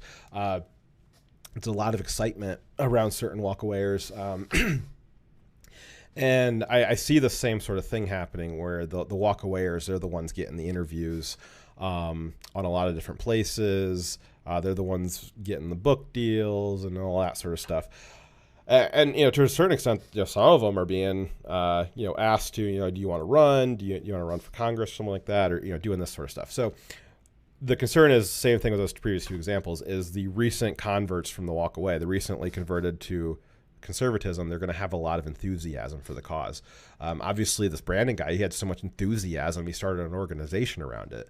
The guy I'm going to talk about in a little bit here, he had so much enthusiasm, he wrote a book about it.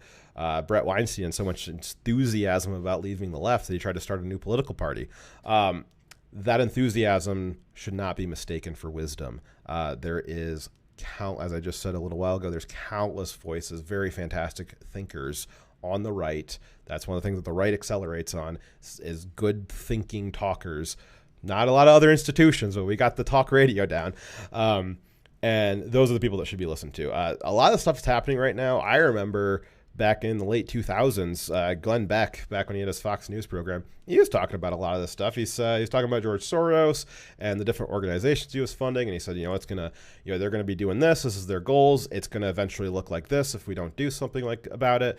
And some of the stuff I'm seeing right now, I'm thinking back 12 years ago, and I'm like, I remember sitting at home watching Glenn Beck talk about this. He said it was gonna happen. A lot of conservatives. You got Levin, Hannity, Wilcow, a whole bunch of them, Tucker. You can't name them all, but they have been talking about this sort of stuff happening. They've been warning where the cultural left is going. They have been warning about that for decades. And before them, there was other groups of, there was previous generations of talk radio that and TV shows and stuff like that. There was previous versions of these thinkers that were also warning about where this was headed. Everybody wants to get all over McCarthy. Well, I mean, maybe if McCarthy had been a little more successful, we wouldn't have had the problem that we're having right now. Those are the people that need to be gone to for wisdom. So new, younger conservatives. This is what I worry about: is your younger conservatives, your Zoomers. They're going to look to these fun, exciting personalities that just recently converted. They're going to look to them for wisdom instead of going and looking at, go read a Mark Levin book.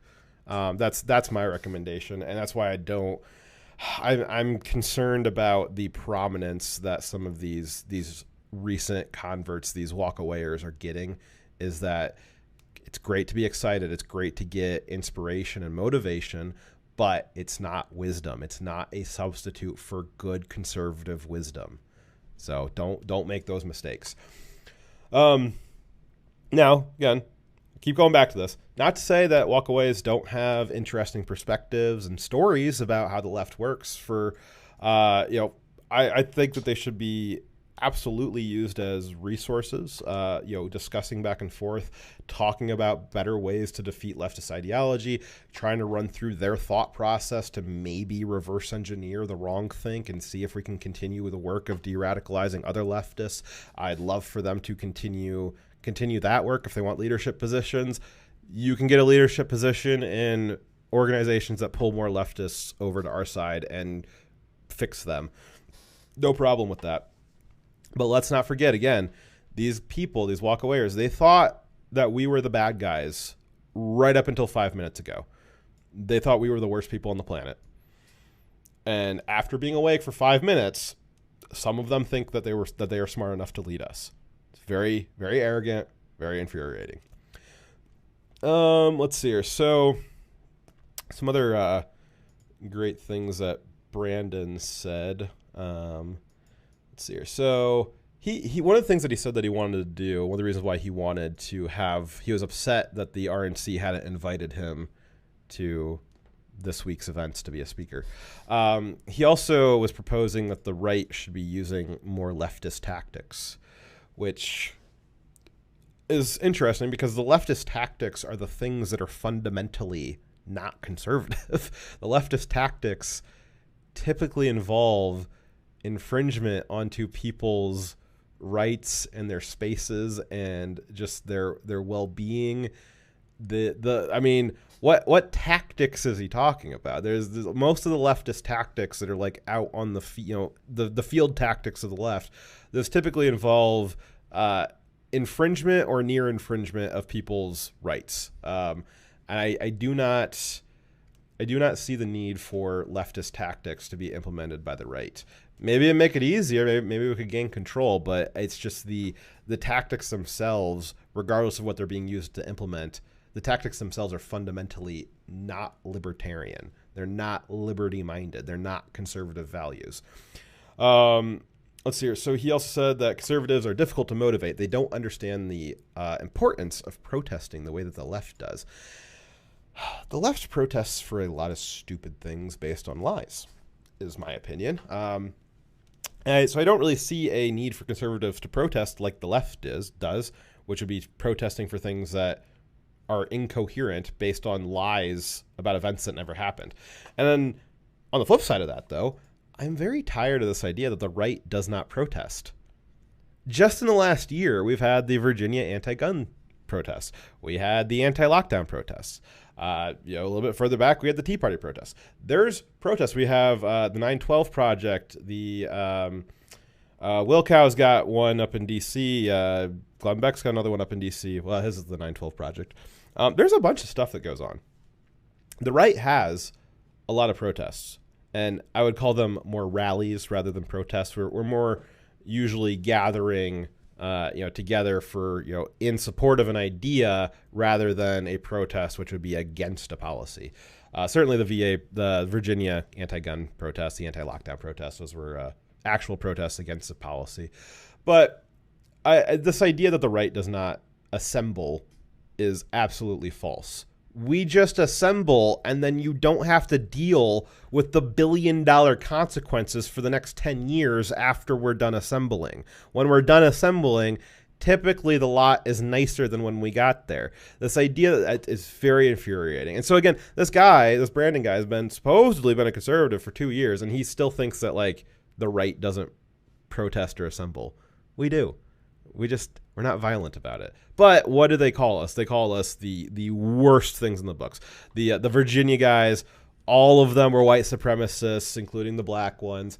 The Tea Parties, all of them were all these little old grandmas out there waving American flags for the Tea Party stuff. Oh man, they're just the worst white supremacist, racist KKK people you could ever imagine. The lockdowns, the Virginia stuff, all of that. These people think the worst things about us. They think that when we assemble, the left sees a KKK march. And I don't know, maybe that's why he doesn't think that the right assembles, but we certainly do. That's just one of many countless examples of I don't see him as as a good thought leader on the conservative side. And one of the reasons why I'm focusing in on him is because he is the one that has gotten the branding for the movement. And I want you guys to be aware of these leaders. Again, in general, we need to be aware of all of the walkaways, but we need to be especially wary of these people who are grifting very early on, and very early on they're vying for power immediately. That needs to get shut down. They need to be watched like hawks. And so that's why I'm focusing on him to make sure you guys are aware. Let's see here. And then, the left, the right doesn't understand. The right doesn't understand the importance of protesting like the left does. Does he mean the violent riots? Because the left doesn't often have protests that don't end in violence. Again, like I said, a lot of their quote unquote protests are usually for incoherent things that are based on lies. So, I don't see that as a very needed tactic. Yep, Timberwolf, be concerned about those seeking power in our movement. I certainly agree. And yes, that is how I protest, for sure. Let's see here. Okay, so we are moving into close to the end, but also into the part where I didn't have time to finish writing, so it's a incoherent smattering of notes. I will do my best, though. Let's see here. I kind of said this before, but I want to reiterate it again, because I'm doing a lot of... I'm upset and we need to be scared, and not scared, but we need to be very wary of these people. But I want to keep going back to, I'm sure that they're good people. Again, there's a separation between the values that these people have and their ability to rationally implement them. I am absolutely willing to believe that a lot of the walkaways that we're going to be seeing come into the movement, that they're all going to have, good values, that they're going to respect human life, respect liberty, and all that stuff, all the stuff that the left claims to be about. But the problem is that they're still just their ability to rationally implement those values is fractured.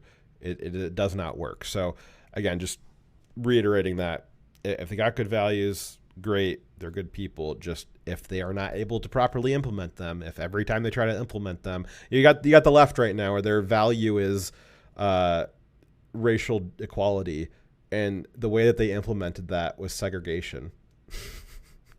Like I'd say that's a pretty primo example of having a good value and then a complete inability to implement it. And those are the kinds of things we got to watch out for. Let's see here. Okay, so this is the other prominent walkaway I wanted to talk about is Jack Murphy, who wrote Democrat to Deplorable. This guy literally wrote the book on walking away after he voted for Trump in the 2016 election. So this guy, Jack Murphy, he thinks he's hot shit too. He lived in D.C. all of his life. He still lives in D.C.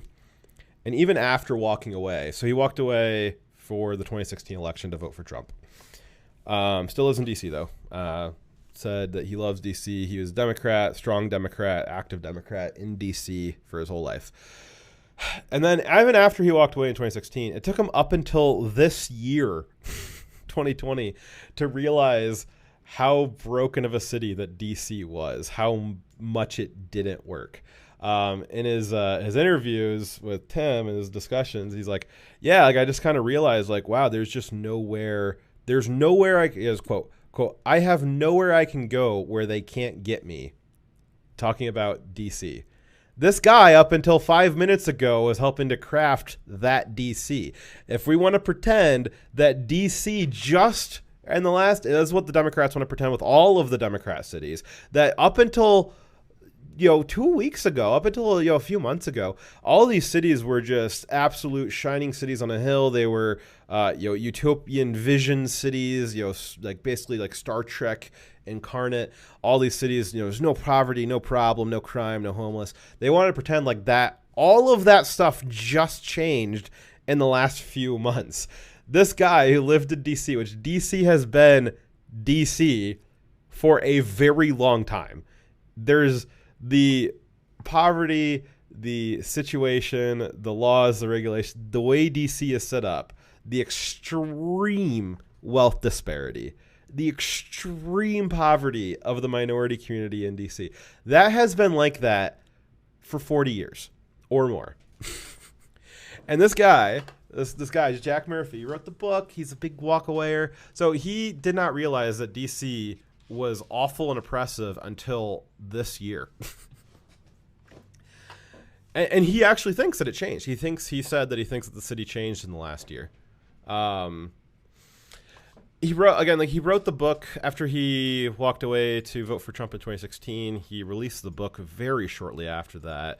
And yeah, this is another example of peak arrogance where he thinks that he's the expert in what's wrong with the left a full 2 seconds before he left the left and pulled the lever for Trump. Yes, it's a lot of experience you got there. I bow down to the just absolute libraries of wisdom he must have. Let's see here. He said that D.C., where he lived for his whole life as a Democrat, it's so bad in D.C. now. And he thinks that this just happened in the last year or two. It's so bad he's actually planning on moving to a rural area. Now he's... you're either rich and all you can talk about is money and fairy tales of eternal economic growth. How dare you? Yes, Timber. So Timber says, values through force are not my values, my concern of the walkaways. So I think where you're going with that is when Brandon said the right needs to be implementing more leftist tactics. The leftist tactics, if I had to summarize them quickly, are generally tricks and subterfuge and propaganda. The tactics of the left to bring people to their side are typically employ some kind of trickery. I don't see that, and that's what I mean by that. The left tactics are fundamentally illiberal. They're fundamentally not libertarian. They're fundamentally not conservative. There's nothing.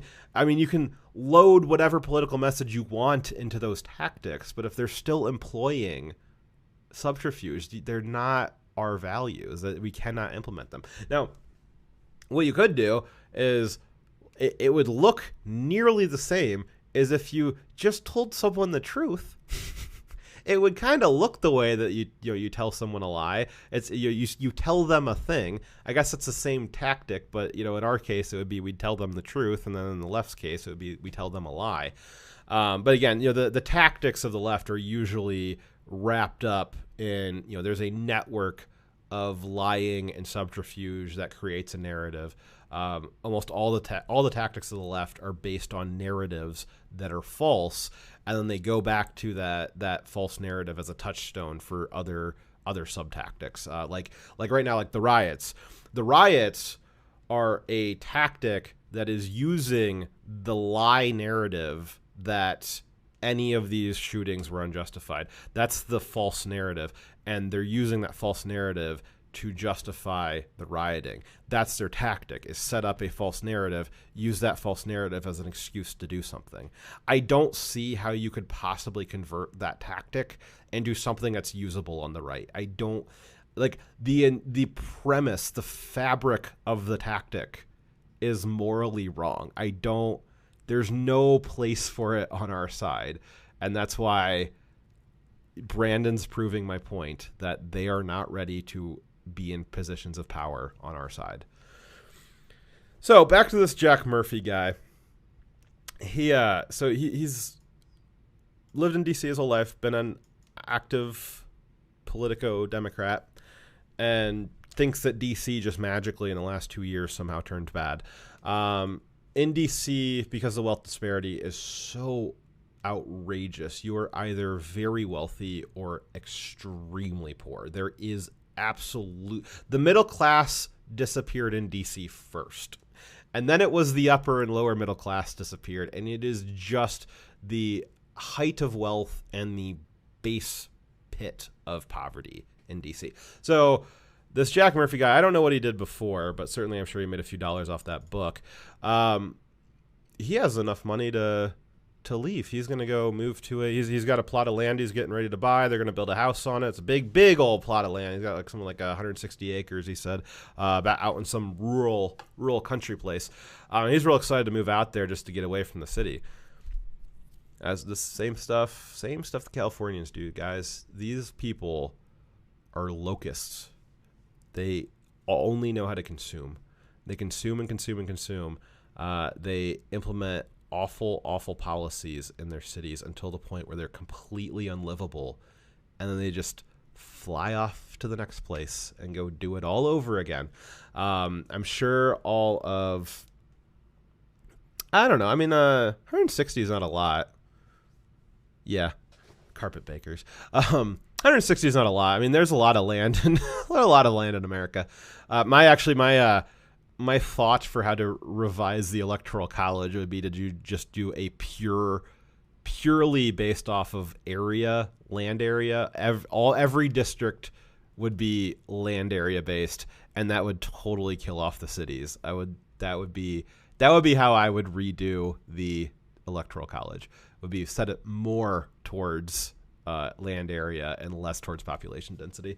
But this idea, so he doesn't see anything wrong with that. His ideas and policies helped. I mean, certainly he didn't do it on his own. He did not ruin DC all on his lonesome, but he was a part of it. All these people were a part of it. No, you remove any single one of them. If you pop any one of these walkawayers out of, if you were to go back in time and just pluck them from history, any single one of them, it doesn't change anything. This all still happens. No one person set it over the edge. But if you were to remove all of them, then maybe this doesn't happen. So it's not any one person's any one person's fault, but as a group, as a collective, he helped contribute to it. And I think that he should be taking some responsibility for it. I think that the rich leftists in New York and San Francisco and DC, all the cities, you name them, they should stay right where they are. And they certainly have the money and means to help change the politics. And if they had an intention of changing the politics, because they're the ones that bought the politics. They're the ones that bought the politics to be what it was. Let's not pretend that there's not a little corruption in that, and that there's not, campaign finances and all that kind of stuff, especially at the city level where there's a lot less restrictions on campaign finance. So these rich people all did that. They bought this ticket. They don't like where it went, and they're just abandoning the area. It's locusts. And so that's hard. It's hard for your middle class and especially your poor people to abandon the area when the policies become too tough. They just have to stay there and live with it. That kind of sucks. But politically, your move is just, it's just a virtual move from the left to the right. Well, that doesn't cost you anything at all. But my point, and I've made this a bunch of times, and I keep kind of going back to these analogies, explaining it a bunch of different ways so that it sticks. Just like this guy is a locust flying from DC that he just consumed. He finished destroying DC, and now he's moving on to the next area to do the same thing. All the people from California, all the locusts from California moving off to Texas and all the other places. My concern is the walkaways will be the locusts of the political sphere, where they've consumed the Liberal Party, the Democrats, the left so thoroughly that's so unlivable there, and now they're flying over to our side. And we need to be mindful that they don't consume us in the way that they consumed their previous party. They made this bed. They should lie in it. Also, Jack Murphy. Oof, man, he's so much smarter than you guys are. He predicted in January of 2020. It's Nostradamus here. He predicted in January of 2020 that there was going to be violence this summer of a political nature, and he thinks he is the most brilliant man on the planet for figuring that out. He's in this interview. He was really talking himself up. He's like, I don't want to brag or anything, and he was real excited that he had called that there was going to be political violence in the summer of 2020. He called that all the way back in January of 2020. I'll just leave that with you guys. I don't think I need to explain why that is really absurd that he thinks that he's a great thinker for realizing that. I'll just leave that with you guys. Let's see here.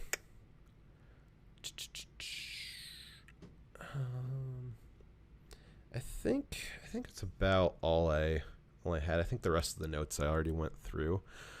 I guess I'll just reiterate that the walkaways are certainly welcome. There's room for redemption. Not having good reasoning does not mean that you don't have good values or good intentions. Certainly we see that a lot. The left will have the best of intentions and the worst of effects. So keep having conversations, talk with people, be inviting, but at the same time, be mindful of these grifters. Be mindful of the arrogance and the hubris. That girl that we watched, it was humble. That's what I liked about it. She humbled herself, that she realized that she was very wrong, like very, very wrong about fundamental things about reality. And she humbled herself by saying, I don't know what's going on. I'm going to listen.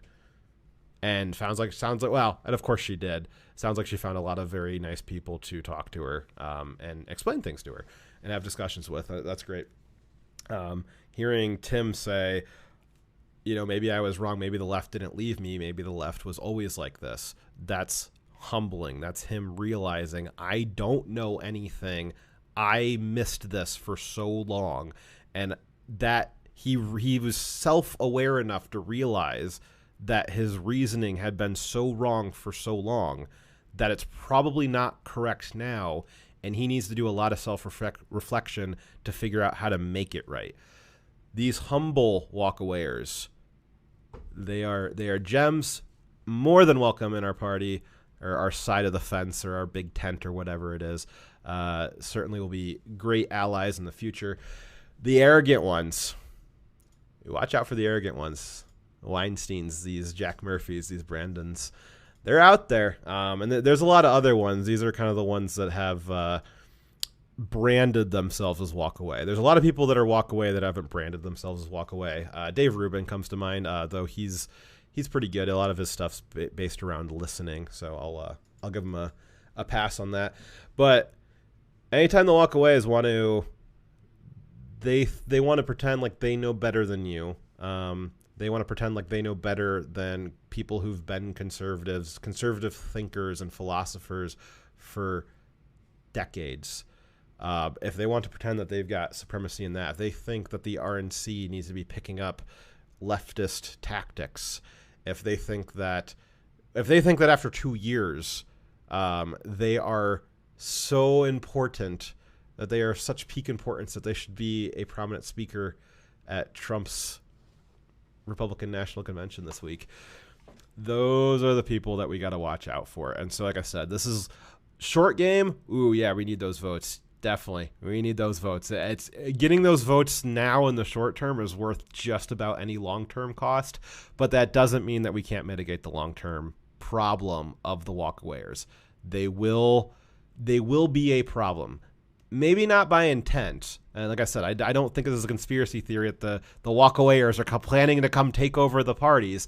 I mean, maybe this Brandon guy is, but in general, it won't be on purpose. If they break our side, it'll be an accident because they don't know any better, and it'll be our fault for not having guided them correctly. Conservatism has failed since the Cold War to get this crap out of the universities. Conservatism has absolutely failed to do that. We failed to keep it out of the media institutions. The walk away maybe gives everybody a second chance. It gives the Democrats a second chance to realize that they screwed up and that their ideology is leading to untold amounts of human misery. And it gives the right a chance to fix the problem of our ideological ancestors, our forefathers throughout the last 70 years, where we just conceded all of this territory in the media and academia and in the government. This is everybody's chance to do it better next time. So let's take that opportunity. Be wary of the walkaways, but it doesn't have to be a bad thing. It's only a bad thing if we let it be a bad thing. There's certainly a lot of ways to mitigate the problem. Well, guys, that was wow, I went for a long time. Thank you guys so much for sticking with me. I really appreciate it. Dyer will be back with me on Saturday night. We'll be doing a Dyer Wolf weekly news recap. Very fun. And I'll see you guys then. Thank you so much for joining me.